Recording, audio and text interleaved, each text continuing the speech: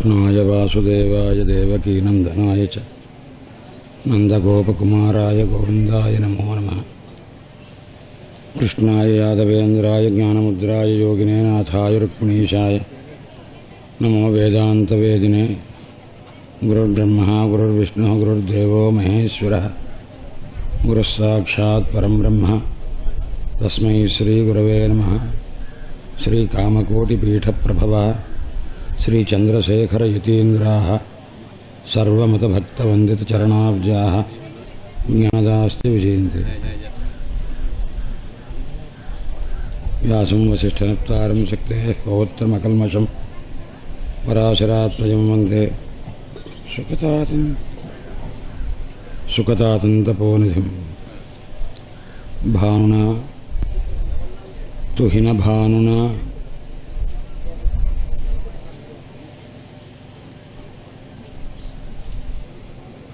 बृहद्भानुना च विनिवर्तितन्नयतु येन तज्जगिति शान्तिमान्तरं ध्वान्तमेति तदुपास्महे महः। अकारादिक्षकारान्तवर्णावयवशालिनी वीणापुस्तकहस्ताव्यात् प्रणो देवी सरस्वती।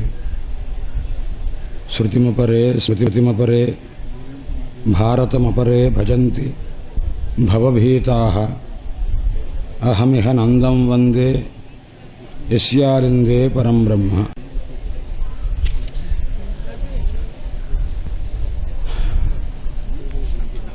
పరీక్షణ్ మహారాజు బద్ధశ్రద్ధతో శ్రీమద్భాగవత శ్రవణం చేస్తూ ఉన్నారు. ప్రారంభమయ్యి 4 రోజులైంది. 5వ రోజున దశమస్కంధం కథ వచ్చింది. ఇంతకు ముందు దాకా సూర్యవంశపురాజులు చంద్రవంశపురాజుల యొక్క చరిత్ర చెప్పారు. చెప్పిన తర్వాత పరీక్షన్ మహారాజుకు కూడా ఈ కథలు విన్నప్పుడు కొద్దిగా శ్రమ అనిపించిందో ఏమో, ఆయన గురువుగారు నాకు మీరు చాలా విస్తారంగా చెప్పారండి, చంద్రవంశపురాజుల చరిత్ర సూర్యవంశపురాజుల చరిత్ర అని అన్నాడు.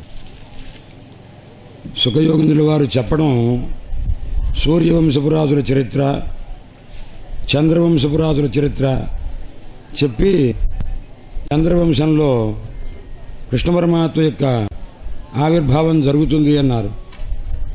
దానికి పరీక్షన్ మహారాజు అడగటం కథితో వంశ విస్తార భవత సోమసూర్యయోః రాజ్ఞాంచోభయవంశ్యానాం చరితం పరమాద్భుతం అని 2 వంశాలలో ఉన్న రాజుల యొక్క చరిత్ర చెప్పారు, పరమాద్భుతమైనది చెప్పారు. ఏమిటి అద్భుతము అని, పరమాద్భుతం ఏమిటయ్యా అన్నాడు. వారి కథ అద్భుతము, అందులోని రాజులు అద్భుతమైన చరిత్ర కలవారు, ఆ వారిని అనుగ్రహించినటువంటి తీరు అద్భుతము, అంతా అద్భుతం. అందుచేత పరమాద్భుతం రాజ్ఞాంచ ఉభయవంశ్యాన. సమస్య ఎక్కడ వచ్చిందంటే సుఖయోగింద్రుల వారు ముందు సూర్యవంశం తర్వాత చంద్రవంశం చెప్తే ఈయన ఏమని చెప్పాడంటే, మీరు చంద్రవంశము సూర్యవంశం కథలు చెప్పారు అని ఉల్టా చేసి అంటుంటారే, అలా అన్నారు. అనేసరికి అలా ఎందుకన్నారు అని విచారణ వచ్చింది. శ్రీధరస్వామి ఇతర వ్యాఖ్యాతలు కూడా ఇక్కడ ముందు చెప్పింది సూర్యవంశమే అయినప్పటికీ సోముడు సూర్యుని కంటే పెద్దవాడు. బ్రహ్మదేవుని యొక్క స్వరూపం తరువాత మరీచి, అక్కడి నుంచి ఆయనకి కశ్యపుడు, ఆ తర్వాత ఆయనకి అత్రి మహర్షి, బ్రహ్మదేవునికి అత్రి కుమారుడు చంద్రుడు. ఇది వరస. బ్రహ్మదేవునికి మనవడవుతాడు. అదే సూర్యుడు బ్రహ్మదేవుడు, మరీచి, కశ్యపునకు సూర్యుడు. అంటే 4వ తరం వాడు అవుతాడు. అందుచేత పెద్దవారెవరయ్యా అని అంటే ఆయన చంద్రుడు కాబట్టి చంద్రుని ముందుగా చెప్పారన్నమాట. వయస్సు తాలూకు సంతతిలో తరం తాలూకు అతిక్రమణం చెయ్యకూడదని ధర్మనిష్ఠుడైన పరీక్షత్తు ఈ రకంగా అన్నారట. అందుచేత సోమసూర్యయోహో అని అన్నారు. ఇంకొకటి, తమ గురువుగారు ఎలా చెప్పినా సుఖయోగేంద్రుల వారు చెప్పినప్పటికీ కూడా కృష్ణ పరమాత్మ ఆవిర్భవించినటువంటి వంశము సోమవంశం కాబట్టి దాన్ని ముందు చెప్పాలనే ఉద్దేశంతో మొదటి పదం చెప్పంగానే సుఖయోగేంద్రుల వారు వెంటనే కృష్ణ పరమాత్మ కథ ప్రారంభం చేస్తారు.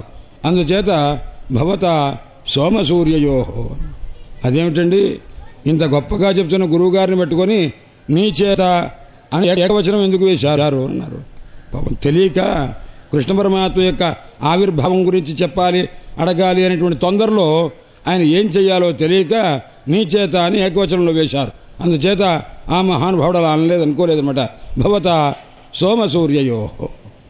భాగవతానికి వ్యాఖ్యానం రాసేటప్పుడు శ్రీధరస్వామి కూడా కృష్ణ పరమాత్మ కథ వచ్చే సందర్భంలో, ఇలాంటి సందర్భంలో మంగళం ఆచరించడం మర్చిపోయారు. ఎందుకంటే భగవదావిర్భావం అవుతుంది, అందుకోసం అది రాయాలనే ఆతృతతోటి చెయ్యవలసిన విషయాన్ని కాస్త మరిచిపోయారట.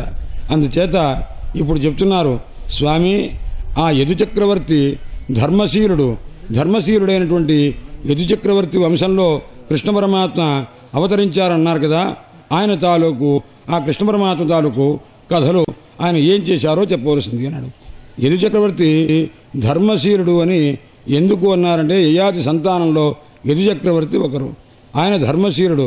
ఆయనకి 5 కుమారులు యయాతికుంటే అందులో 4తోటి కూడా అన్నారు యయాతి, నాయనా మీ ఆయుర్దాయంలో కొంత భాగం నాకు ఇవ్వండిరా, నాకు ఇంకా కామసుఖము నాకు తీరలేదు, అందువల్ల ఆ తల్లి యందు నేను కొద్దిగా అంటే ఆ శుక్రాచార్య యొక్క కూతురు ఆ దేవయాని యందు ఇంకా కూడా నాకు మనస్సు ఉన్నది అని చెప్పి శుక్రాచార్య వారు శాపం పెట్టారు, ముసలితనం వస్తుందని.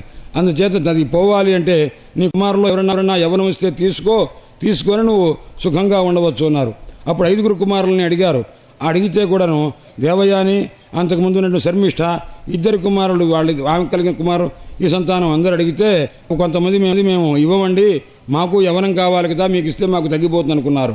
ఇది 3 అన్నారు. అయితే అందులో ఒకరు ఏమైనా యదు చక్రవర్తిని అడిగితే, నాన్నగారు నేను ఇచ్చిన ఆయుర్దాయంతో మీరు నా తల్లితోటి మీరు కలిసి ఉంటే నేను ఆ దోషాన్ని పొందినవాడిని అవుతాను కాబట్టి దయచేసి నాకు ఆయుర్దాయం యావత్తు ఇవ్వడానికి సిద్ధమే, కానీ ఈ శరీరం నుంచి ఇచ్చినటువంటి ఆయుర్దాయము మళ్ళా మీరు నా తల్లితోటి మీరు రమించినప్పుడు ఆ దోషం నాకు సంక్రమిస్తుంది అని నేను భావిస్తున్నాను, నాకు తెలిసినంతలో కాబట్టి మన్నించవలసింది అన్నారు. పరమాత్మ ఇదంతా చూస్తున్నారు. ఓహో, ఇప్పుడు ఏ వంశంలో పుట్టాలా అని ఆలోచిస్తున్న పరమాత్మకు ఇంత ధర్మనిష్ట కలిగినటువంటి యదువంశంలో పుట్టి తీరాలి అని నిర్ణయించుకున్నారట. అందుచేత యదోశ్చ ధర్మశీలుడైనటువంటి యదువంశంలో పరమాత్మ పుట్టారు. అందుచేత ఆవిర్భవించి ఆయన ఏం చేశారో ఆ విషయాలని చెప్పవలసింది. పాపం ఇంత ప్రశ్న అడిగేసరికి పరీక్షన్ మహారాజుతో సుఖయోగినుల వారు అన్నారు, నాన్న పరీక్షన్ మహారాజా, ఒక్క మాట చెప్తున్నాను, 4 రోజుల నుంచి ఎంత శ్రద్ధగా వింటున్నావు నాయన. మంచినీళ్ళు కూడా తాగట్లేదు, సంధ్యావందనం చేసేటప్పుడు చేసిన ఆచమనం తప్ప పైన ఒక్క చుక్క నీరు కూడా తాగలేదురా అబ్బాయి, నేను చూస్తూ ఉన్నాను. ఈ తర్వాత వచ్చేది పరమాత్మ యొక్క దివ్య కథ. ఆ కథలో నేనెవరో నాకు తెలియదు, నువ్వు ఉన్నావన్న స్థితి కూడా మర్చిపోతాను నాయన. కాబట్టి నువ్వేం చేస్తావంటే ఒక్కసారి ఆకలి దప్పికలు ఉంటవి, మధ్యలో ఇది 90 అధ్యాయముల మహాగ్రంథం, ఇది వెళ్ళిపోతుంది, దివ్యంగా పెడుతుంది నాయన, కొద్దిగా మంచినీళ్ళు పాలు పండ్లు ఏమైనా పుచ్చుకోరా అని అన్నారట. దానికి అవతరణకి రాస్తున్నారన్నమాట. నివృత్తదర్శైరుపగీయమానాత్ భవౌషధాత్ శ్రోత్రమనోభిరామాత్ క ఉత్తమ శ్లోక గుణానువాదాత్ పుమాన్ విరజ్యేత వినాపశుఘ్నాత్. స్వామి, ఏ ఆకలి దప్పికల చేత పీడితున్నై అజ్ఞానం చేత ఒక చచ్చిపోయినటువంటి ఒక పాము తాలూకు కళేబరాన్ని ఒక బ్రహ్మనిష్ఠుడైనటువంటి మహర్షి యొక్క కంఠంలో వేసి మహాపాపాన్ని అనుభవించానో ఆ ఆకలి దప్పికలు ఇప్పుడు నాకు లేవు స్వామి. నివృత్తదర్శై, అది కాక కృష్ణ పరమాత్మ యొక్క దివ్య కథలు ఎవరయ్యా చెప్పవలసింది అన్నాడు. తరష ఉండకూడదు, దప్పిక ఉండకూడదు, ఆ ఆకలి దప్పిక స్మృతి ఉండకూడదు. అలాంటి వాళ్ళ చేత గానం చేయదగినదయ్యా కృష్ణ కథ. భవౌషధాత్, ఏం చేస్తుందయ్యా అది అంటే భవౌషధాత్ అంటే సంసారంనకు ఔషధం అండి అన్నారు. ఔషధం అంటే ఏమిటి అన్నారు? ఉషధాహే అనే ధాతు గురించి వచ్చిందనమాట. ఓషధి ధత్తే ఇచ్చౌషధం. ఉషధాహే అంటే రోగమును, సాంసారికమైన రోగం అజ్ఞానాన్ని దహింపజేసేది, ధత్తే పరమాత్మ స్వరూపాన్ని ధరింపజేసేది. కాబట్టి దీని ఔషధము, సంసారంలో సమస్తమైన ఆధ్యాత్మిక తాపత్రయ ఉన్మూలనం చేసేది, పరమాత్మ స్వరూపాన్ని హృదయంలో స్థాపించేది. భవౌషధాత్ శ్రోత్రమనోభిరామాత్, చెవులకింపు కలిగిస్తుంది, మనస్సుకు ఆనందం కలిగిస్తుంది ఆయన. శ్రోత్రమనోభిరామాత్, అలాంటి ఉత్తమ శ్లోక గుణానువాదాత్, ఉత్తమ శ్లోకుడైన కృష్ణ పరమాత్మ యొక్క గుణానువాదం కోరుకుంటారు. కానీ స్వామి, ఈ దిక్కుమాలిన ఆకలి తప్పికలు నన్నేం చేస్తావండి? అక్కర్లేదు, దయచేసి నాకు ఆ కథ చెప్పవలసింది అని అన్నాడు. ఎందుకంటే మా తాతలందరూ కూడా అర్జునుడు మొదలైనటువంటి వాడు, ఏ మహానుభావులు మహాకౌరవుల్లో శ్రేష్ఠులైనటువంటి దేవవ్రతాది మహావీరులు, భీష్ముడు లాంటి వాళ్ళందరినీ కూడాను జయించి ఆ కౌరవ సైన్య సాగరాన్ని తరించారో, దాటారో. ఎలా దాటారయ్యా అన్నారు? ఏ కృష్ణ పరమాత్మ యొక్క అనుగ్రహం చేతనే కౌరవ వీరులనేటటువంటి వాయుతో యుద్ధమనేటటువంటి మహాసాగరాన్ని అవలీలగా దాటారండి అన్నారు. ఎలా దాటారయ్యాడు? ఒక జానుడు వెడల్పు కలిగినటువంటి ఒక నది ఉందిట, ఆ ఒక కాలవ, దాన్ని దాటడం ఎలా దాటారన్నాడు? ఒక చిన్న లేగదూడ గాని, చిన్నటు పిల్లవాడు గాని ఇట్టే దాటుతారన్నమాట. అంత సులభంగా దాటారు ఈ కౌరవ సైన్య సాగరాన్ని కాస్త. అలాగా ఎవరి కృప వల్ల జరిగింది? కృష్ణ పరమాత్మ. అట్టి కృష్ణ పరమాత్మ యొక్క దివ్యమైనటువంటి కథని చెప్పండి. వాళ్ళ సంగతి ఎందుకండి? ద్రౌణ్యస్త్ర విప్లుష్టం, ద్రౌణి అశ్వత్థామ వేసినటువంటి అస్త్రం నా మీద వేస్తే ఆ బ్రహ్మాస్త్రం నా మీదకి రాకుండగా తల్లి కడుపులో ఉండంగానే నన్ను అనుగ్రహించి కురుపాండవులకు మూలభూతంగా ఉన్నటువంటి ఒకే ఒక్కడు ఉన్నటువంటి వాడిని నేనుంటే నన్ను కాస్త ఆయన ఆత్తచక్ర, చక్రంతో నన్ను రక్షించాడండి అన్నారు. ఇక్కడ ఆత్తచక్ర అంటే ప్రథమ స్కంధంలో ఏం చెప్పారంటే గదతోటి గిరగిర తిప్పుతూ అస్త్రం రాకుండా చేశారు. అంటే ఆ గద ఎలా తిప్పారంటే చక్రం ఎంత వేగంగా తిరుగుతుందో అంత వేగంగా తిరుగుతుంటా. అందువల్ల ఇక్కడ ఆత్తచక్ర. కొంతమంది భ్రమపడుతూ ఉంటారట. ఎందుకంటే ఇక్కడ చక్రం ధరించారన్నారు, అక్కడ గద ధరించారని మొదట్లో చెప్పారు. ఏది సత్యం అండి, ఇది సరిగా లేదే అని అనుకుంటారేమో. ఆ భ్రమ వద్దు. ఆత్తచక్ర, చక్రంలాగా గిరగిర తిప్పారట. అలాంటిదన్నమాట. అందుచేత మాతుశ్చమేయ శరణంగతాయ, మా తల్లి శరణు వేడింది. అలాంటి పరమాత్మ యొక్క దివ్యమైనటువంటి ఆ కృత్యములన్నీ కూడా మాయా మనుష్యుడా మహానుభావుడు, ఆయన తాలూకు కథలన్నీ నాకు చెప్పవలసింది స్వామి అన్నారు. విద్వన్ సుఖయోగేంద్రుడు వారిని సంబోధన చేస్తున్నారు. స్వామి, సమస్తమైనటువంటి పరమాత్మ కథాస్వరూప పరిపూర్ణ జ్ఞానం కలిగినటువంటి వాడివి.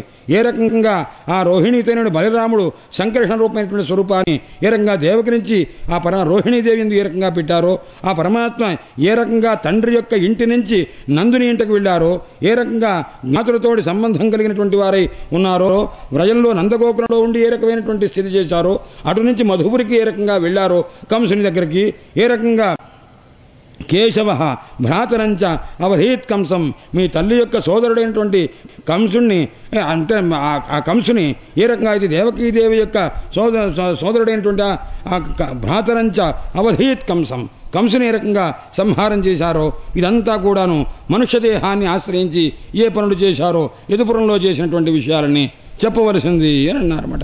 ఇదంతా చెప్తే ఇది అయితే ఎప్పుడు అడిగారు, నీకు ఆగలక్కర్లేదన్న నైషాతి దుస్సహ, నాకు దుస్సహమైనటువంటి క్షత్తు మాం చక్తోదమపి బాధతే, నాకు ఆకలి లేదు నాయన. ఎందుకు లేదు అని అంటే, నేను అమృతం తాగుతున్నాను కదండి అన్నాడు. ఎక్కడి నుంచి తాగుతున్నావయ్యా అన్నాడు. పిబంతం త్వన్ముఖాంభోజ చ్యుతం హరికథ అమృతం అని.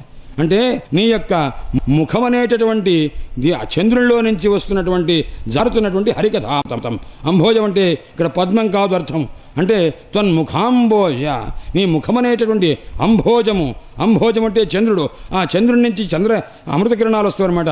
అంభోజచ్యుతం హరికథామృతం. అది తాగుతున్నటువంటి నాకు ఏ రకమైనటువంటి ఆసక్తి లేదు, ఆకలి దప్పిక లేవు అని ఈ రకంగా అన్నారు. అనేసరికి పరీక్షన్ మహారాజు ఈ రకమైనటువంటి మాటలు చెప్పారు. దీనికి ఒక దివ్యమైనటువంటి కవిత్వం రాశారు ఒక మహానుభావుడు. అది భాగవత చెంపు అని వెల్లాల చిదంబర కవి అని రాశాడు ఆ మహానుభావుడు. ఏమిటయ్యా ఆయన రాసింది?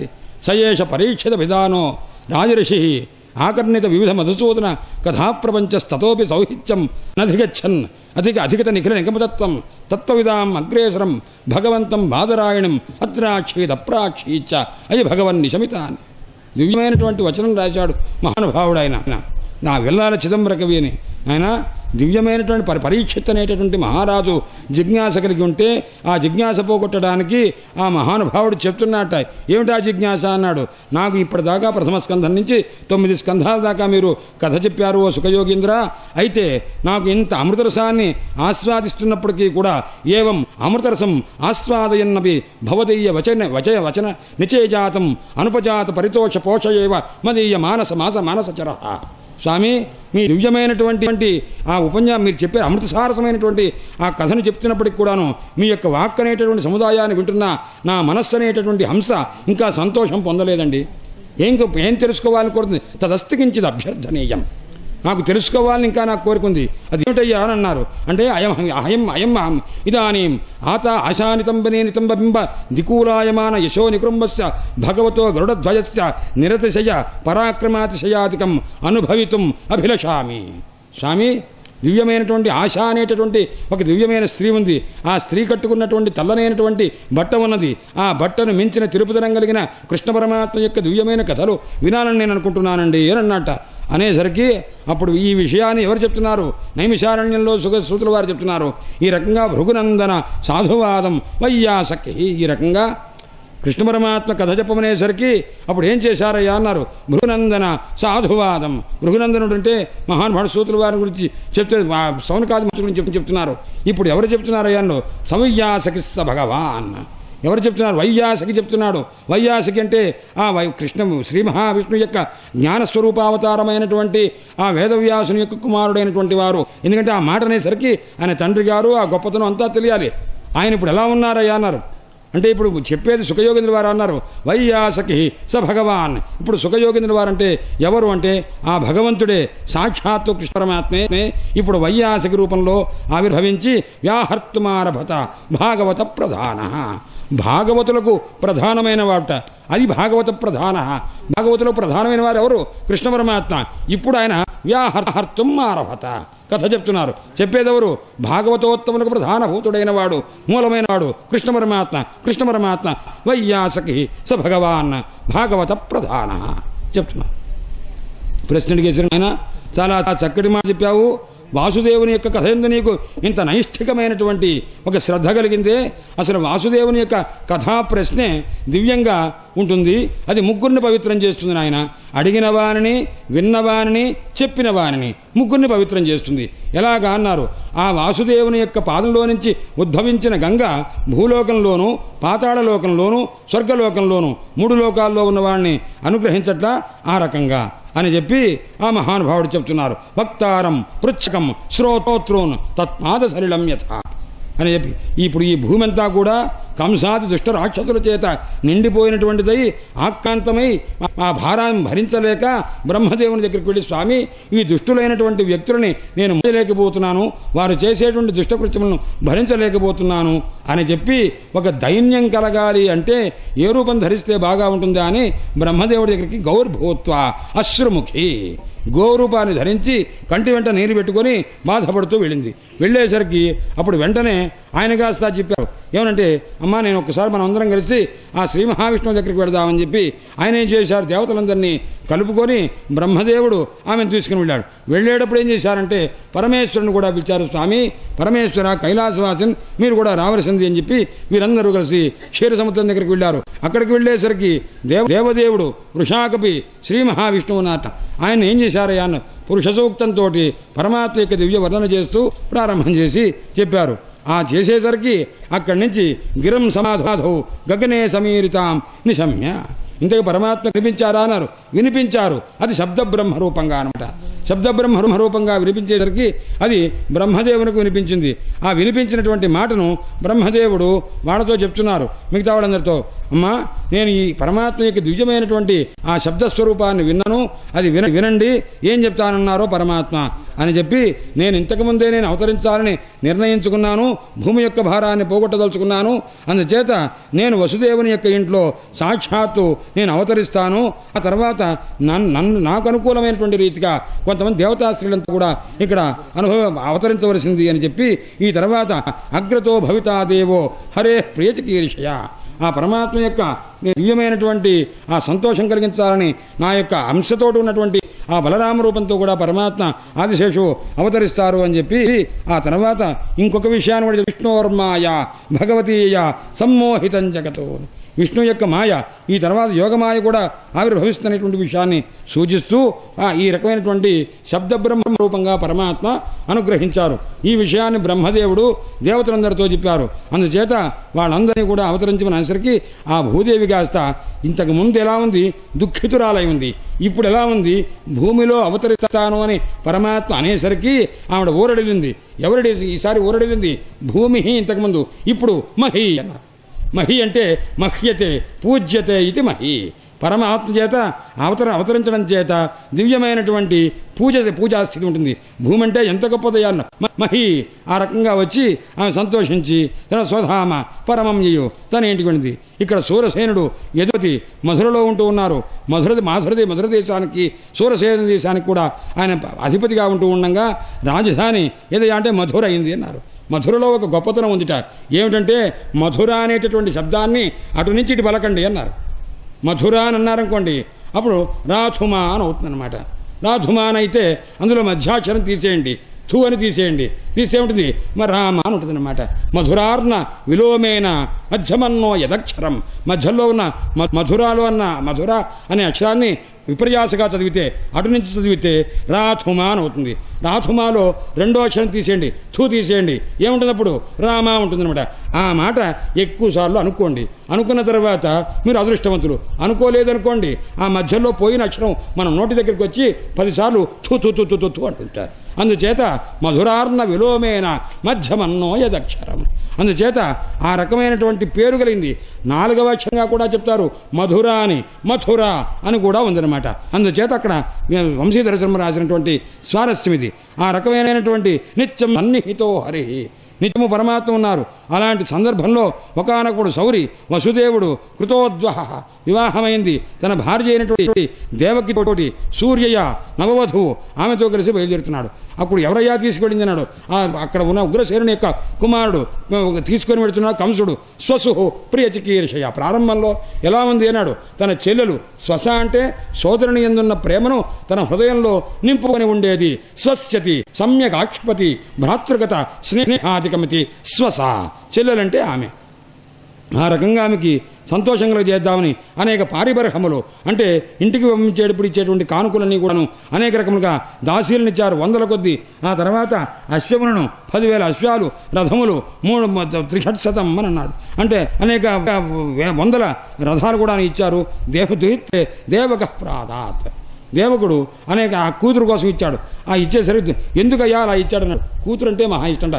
దుహితృవత్సల, దక్షుడి గురించి ఈ మాట వేస్తారు. దక్షో దుహితృవత్సల, దక్ష ప్రజాపతికి ఆడపిల్లలంటే మహా ఇష్టంట. అందుచేత దేవకనకు కూడాను ఆ కూతురంటే ఎక్కువ ఇష్టం కాబట్టి చాలా ఇచ్చారు.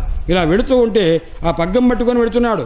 వెళ్ళేసరికి కంసుడికి ఉద్దేశించి ఒక అశరీరాకన్నది, ఈమె యొక్క అష్టమ గర్భము నిన్ను చంపుతుందిరా అబుధా వహస్సే, ఎవరినైతే నువ్వు తీసుకెడుతున్నావో ఆమె తాలూకు అష్టమ గర్భం చంపుతుంది సుమా అబుధా ఓరి మూర్ఖ అనేసరికి అతనికి వెంటనే కోపం వచ్చింది. ఇంతకుముందు సోదరుయందు ఎంతో ప్రేమతో హృదయంలో పెట్టుకొని ఆ రకంగా వెళ్ళేటువంటి స్థితి, ఆ ప్రేమను ఆమె దగ్గర పొందినవాడు. అలా వెళుతున్నవాడు ఈ మాట వినంగానే ఒక శబ్దము ఎంత స్థితిని కలగజేస్తుంది అని బ్రహ్మాండ పురాణంలో ఒక మాట ఉంది, సర్వేభ్యోపి పదార్థేభ్య శాబ్దం వస్తు మహత్తరం. శబ్దం కంటే గొప్పదైనటువంటి శబ్దజన్య జ్ఞానము, దానికంటే గొప్పతనమైనటువంటి వస్తువు లేనే లేదు అని అన్నారన్నమాట. ఇది ఎంత అనుకూలం చేస్తుందో విపరీతమైనంత అంత అంత ప్రతికూలం చేస్తుంది. ఈ మాట వినంగానే వాడు ఖలుడైపోయాడు. వెంటనే ఏం చేశాడంటే భగినీం హంతుమారబ్ధ, ఆమెను సంహారం చేద్దామనుకున్నాడు. ఖడ్గం తీసుకున్నాడు, జుట్టు పట్టుకున్నాడు. ఈ రెండు చేసేసరికి కామశాస్త్రంలో ఒక శ్లోకం రాశారు, నాయనా మనసాపి, మనస్సు చేతులైనా సరే స్త్రీ యొక్క జుట్టు గట్టిగా కోపంతో పట్టుకోవాలని అనుకోక నాశనం అయిపోయారు. ఎవరు నాశనం అయిపోయాడన్న దుర్యోధనుడు దుశ్శాసనుడు పట్టుకున్నాడు, జుట్టు పట్టుకున్నాడు, నాశనం అయిపోయాడు. కీచకుడు పట్టుకున్నాడు, సర్వనాశనం అయిపోయారు. ఇలా ఎవరైతే ఇంకొక రాజు గురించి కూడా చెప్పి అతనిలాగా పరాయి స్త్రీ యొక్క జుట్టు పట్టుకొని స్వాధీనం చేసుకోబోయాడు, వాడు నాశనం అయిపోయాడు. ఇలా మనసాపి, మనస్సు చేత కూడా ఎప్పుడు కూడా జుట్టు పట్టుకోకూడదు. ఇప్పుడు కంసుడు పట్టుకున్నాడు, కచే గ్రహేత్, జుట్టు పట్టుకున్నాడు అనమాట. తం జుగుప్సిత కర్మాణం చూచాడు. పరమ అసఖ్యంగా తోచింది వసుదేవునికి. వెంటనే చెప్పాడు. నాయన వసుదేవుడు అన్నాడు, ఏమనంటే నువ్వు చాలా మంచివాడివయ్యా, జ్ఞానం కలిగిన వాడివి, ఎలాంటిది నువ్వు ఈమెను కాస్త చంపడానికి ప్రయత్నం చేస్తావేమిటి? ఎవరో పుట్టినవాడు ఎవరైనా సరే చనిపోక తప్పదు కదా అని కొంత వచనములు చెప్పి, ఇలాంటి సందర్భంలో దేహం కలిగినటువంటి వాడు ఎప్పుడైనా సరే మరణించేటువంటి అవకాశం ఉంటుంది. అందుచేత నువ్వేం చేస్తావంటే ఆ కర్మగతిని అనుసరించి మనం ఉండవలసిందే తప్ప ఆ అశరీరవాడిని చెప్పింది కదా అని ఇప్పుడు హఠాత్తుగా ఈమెని చంపడానికి ప్రయత్నం చేసినందువల్ల ప్రయోజనం లేదు నాయన అని చెప్పి ఆయన కొంత వేదాంత ధోరణితో స్వప్నే యథా పశ్యతి దేహమీదృశం, ఇదంతా ఎలాంటిది అన్నాడు, స్వప్నాభం అస్తధిషణం పురు దుఃఖం, ఇది స్వప్నపాయమైనటువంటిది. అలాంటిది ఈ రకంగా మనస్సులో వివేకం చేత ఆలోచించు నాయన, అప్పుడు నీకు జ్ఞానం కలిగి నీకు ధైర్యం కలుగుతుంది. ఈ రకంగా విపరీత దృష్టితో ప్రవర్తించవద్దు అని ఆయన జ్ఞానోపదేశం చేశారు. మాయారచితమైనటువంటిది పరమాత్మ యొక్క సత్వరజస్తమో గుణాత్మకమైన స్వరూపము, ఆ మాయ చేత రచింపబడినటువంటి ఈ ప్రపంచం నాయన. అందుచేత అక్కడ జీవుడన్నటువంటి వాడు ఈ రకమైనటువంటి స్థితిలో ఉంటాడు. వాడు మరణానికి భయపడుతుంటాడు, జ్ఞాని అయిన వాడు ధైర్యంతో ఉంటాడు అని చెప్పి ఆ రకమైనటువంటి మాటలు చెప్పిన తర్వాత గుణేషు రాగానుగతో విముక్షతి, అంటే సత్వరజస్తమో గుణాత్మకమైనటువంటి స్వరూపం కలిగినటువంటి ఈ దేహాదులందు రాగం చేత కూడుకున్నవాడు మోహం పొందుతాడు, విజ్ఞాని అయినటువంటి వాడు ఈ రకమైన స్థితి ఉండదు. కాబట్టి నువ్వు ఏ రకంగా కూడాను ఈ దేహం గురించి నీ దేహాన్ని రక్షించుకునే రీతిలో ఇతరులకు ద్రోహాన్ని ఆచరించేటువంటి ప్రయత్నం చేయొద్దు. ఎందుకంటే నీకు నిన్ను క్షేమం కలగజేసుకోను ఆయన. ఎందుకంటే ఇక్కడ చూడు, ఆమె అక్కడ ద్రౌపది ఎలా ఉంది అన్నాడు, ప్రశాంతంగా ఉంది. ఆమె భయపట్ల గదగది వణికిపోవట్లా. ఆమె చూచే పెళ్లి కూతురు నీ చెల్లెలయ్యా, ఏషా తవ అనుజాక బాల కృపణ పుత్రుగోపమా, ఈమె నీ చెల్లెలయ్యా, ఏషా తవ అనుజ బాల చిన్నపిల్లయ్యా, పుత్రుగోపమ నీ కూతురుతో సమానము, కృపణ దీనవత్సల చాలా చాలా దీనంగా ఉందయ్యా, నువ్వు దీనవత్సలుడు అయ్యా అని. చూడండి, పరమాత్మ ఆవిర్భవించేటప్పుడు ఈ సందర్భం ఘట్టం దగ్గర నుంచి ఎంతమంది చూస్తున్నారు, సమస్త దేవతలు చూస్తున్నారట. కంసుడిని ఏమంటున్నాడు ఇప్పుడు వసుదేవుడు, ఈమె నీ చెల్లెలు, దీనురాలు, పెళ్లి కూతురు, నువ్వు దీనవత్సరుడివి, నువ్వు రక్షించు అన్నాడు. వాడు దీనవత్సరుడా, జుట్టు పట్టుకొని కత్తి తీసుకొని చంపడానికి సిద్ధమవుతుంటే సరస్వతీదేవి చూస్తున్నది, బ్రహ్మదేవుడు చూస్తున్నాడు, సరస్వతీదేవి చూసింది. ఆమెకు చాలా అసంతృప్తి కింది. ఈ మానవులకు వాక్యకిచ్చి నేనెంత పొరపాటు పనిచేశాను, వీళ్ళు అయోగ్యులైనటువంటి వాళ్ళని యోగ్యులుగా మాట్లాడుతుంటారు, లేనిపోని ప్రశంసా వాక్యాలు చేస్తూ ఉంటారు, ఇలాంటి వాళ్ళకి వాక్యిచ్చి పొరపాటు పనిచేశానే అని సరస్వతి అమ్మవారు చాలా బాధపడదట. ఆ బాధ అయితే కూడా మళ్ళా వెంటనే ఒకసారి స్ఫూర్తి కలిగింది. ఇది మాట్లాడింది ఎవరు, ఏ మహానుభావుని గర్భవాసాన కుమారుడుగా కృష్ణ పరమాత్మ పుడతారో ఆ వసుదేవుడు కదా మాట్లాడింది. అలాంటిది ఈయన విషయంలో ఇంత అసంతృప్తిగా నేను మాట్లాడటం పొరపాటు చేశాను. కాబట్టి అసలు ఇతనన్న దీనవత్సల అనే దానికి ఒక కంసుడి పట్ల దుర్మార్గుడు అని చెప్పే అర్థం ఏమన్నా వస్తుందేమో చూద్దాము అని ఒక్కసారి ఆలోచించిందిట. ఆలోచిస్తే అప్పుడు ఒక అర్థం స్ఫురించింది. దీనానాం వత్సానపి లాతి అపహరతీతి తత్సదృశ దీనవత్సల. ఒక దీనుడున్నాడు, దీనులైన వాడు ఉన్నారు. వాళ్ళకి ఏమిటయ్యా అంటే ఆవులు కాస్త తప్పిపోయింది. ఒక బ్రాహ్మణోత్తమునకు ఆవు తప్పిపోయింది, దూడ ఒక్కడే ఉంది.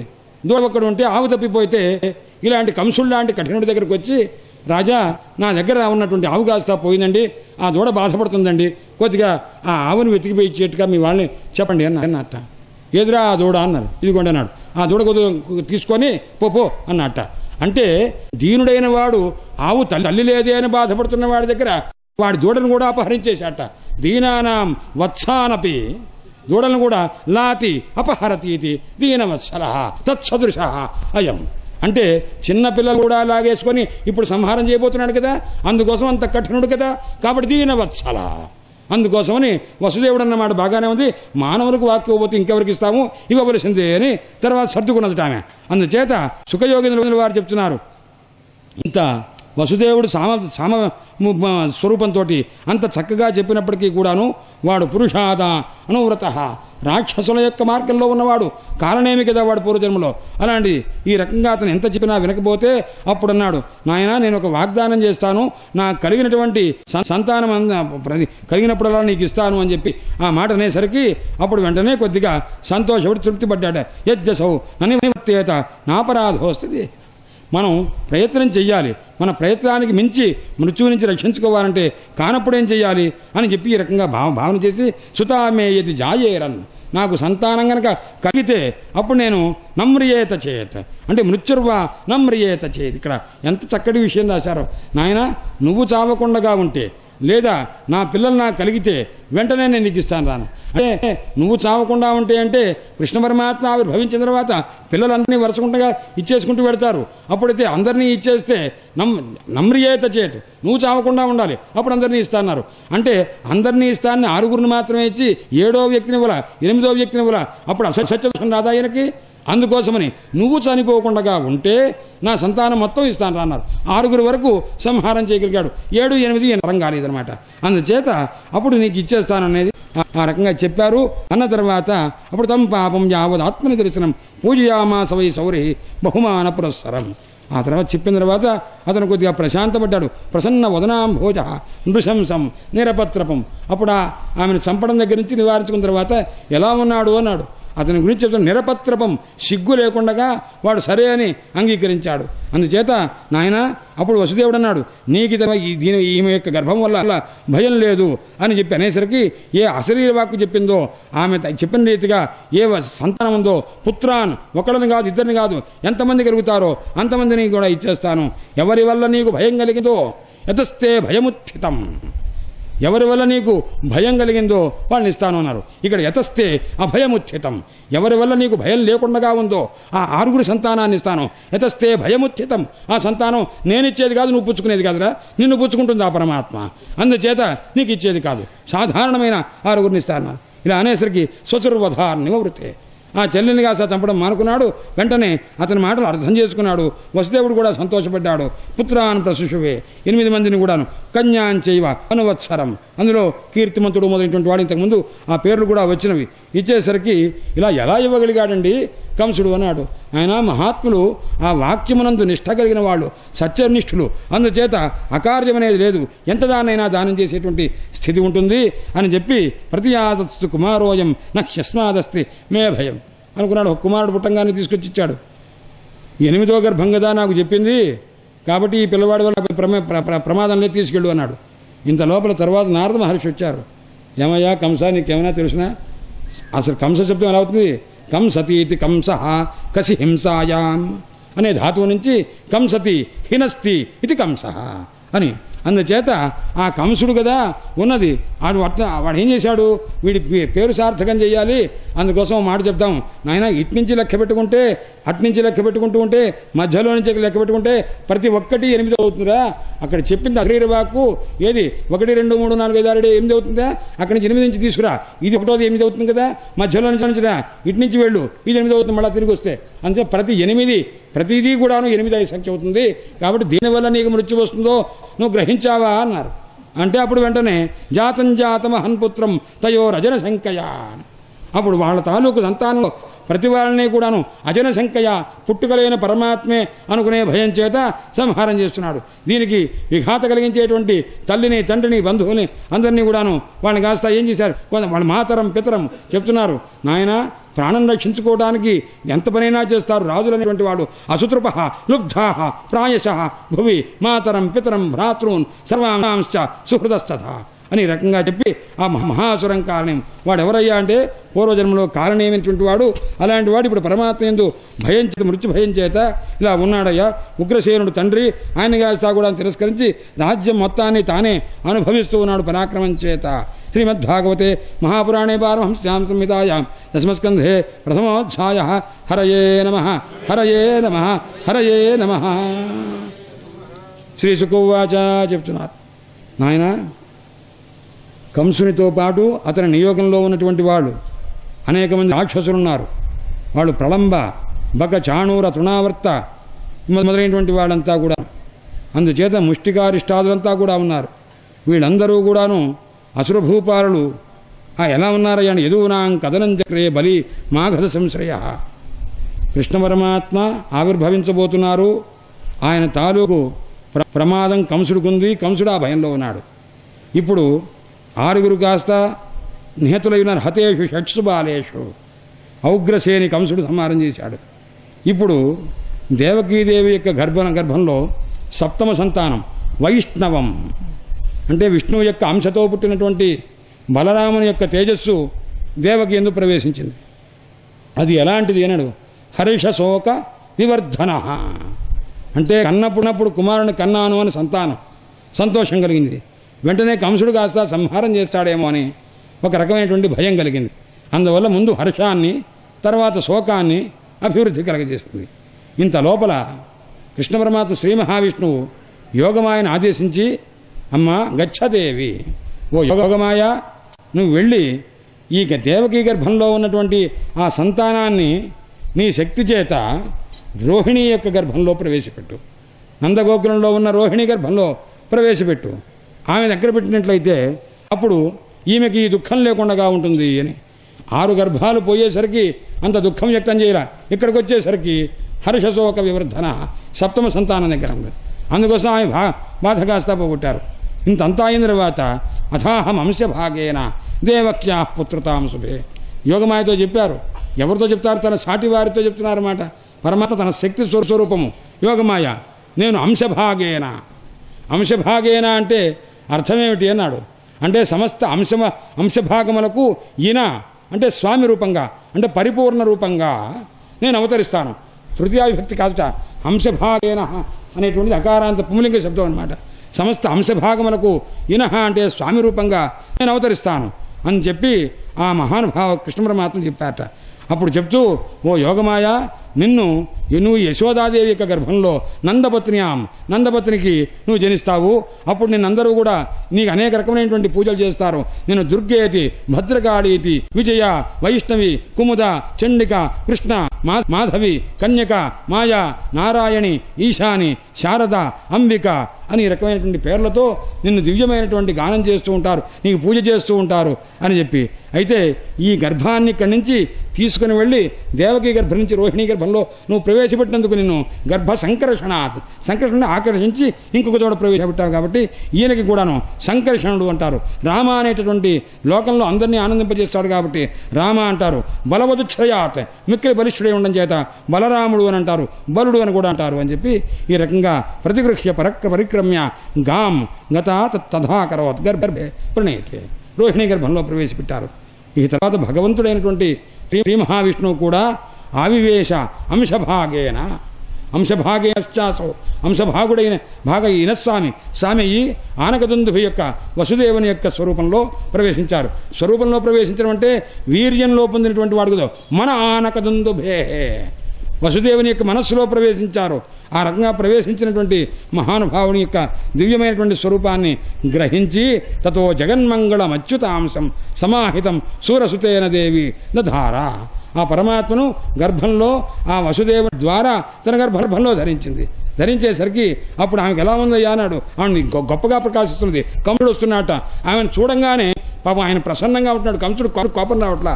ఏమన్నా గర్భవత కాదా ఏమిటని చూడటానికి వచ్చేవాట.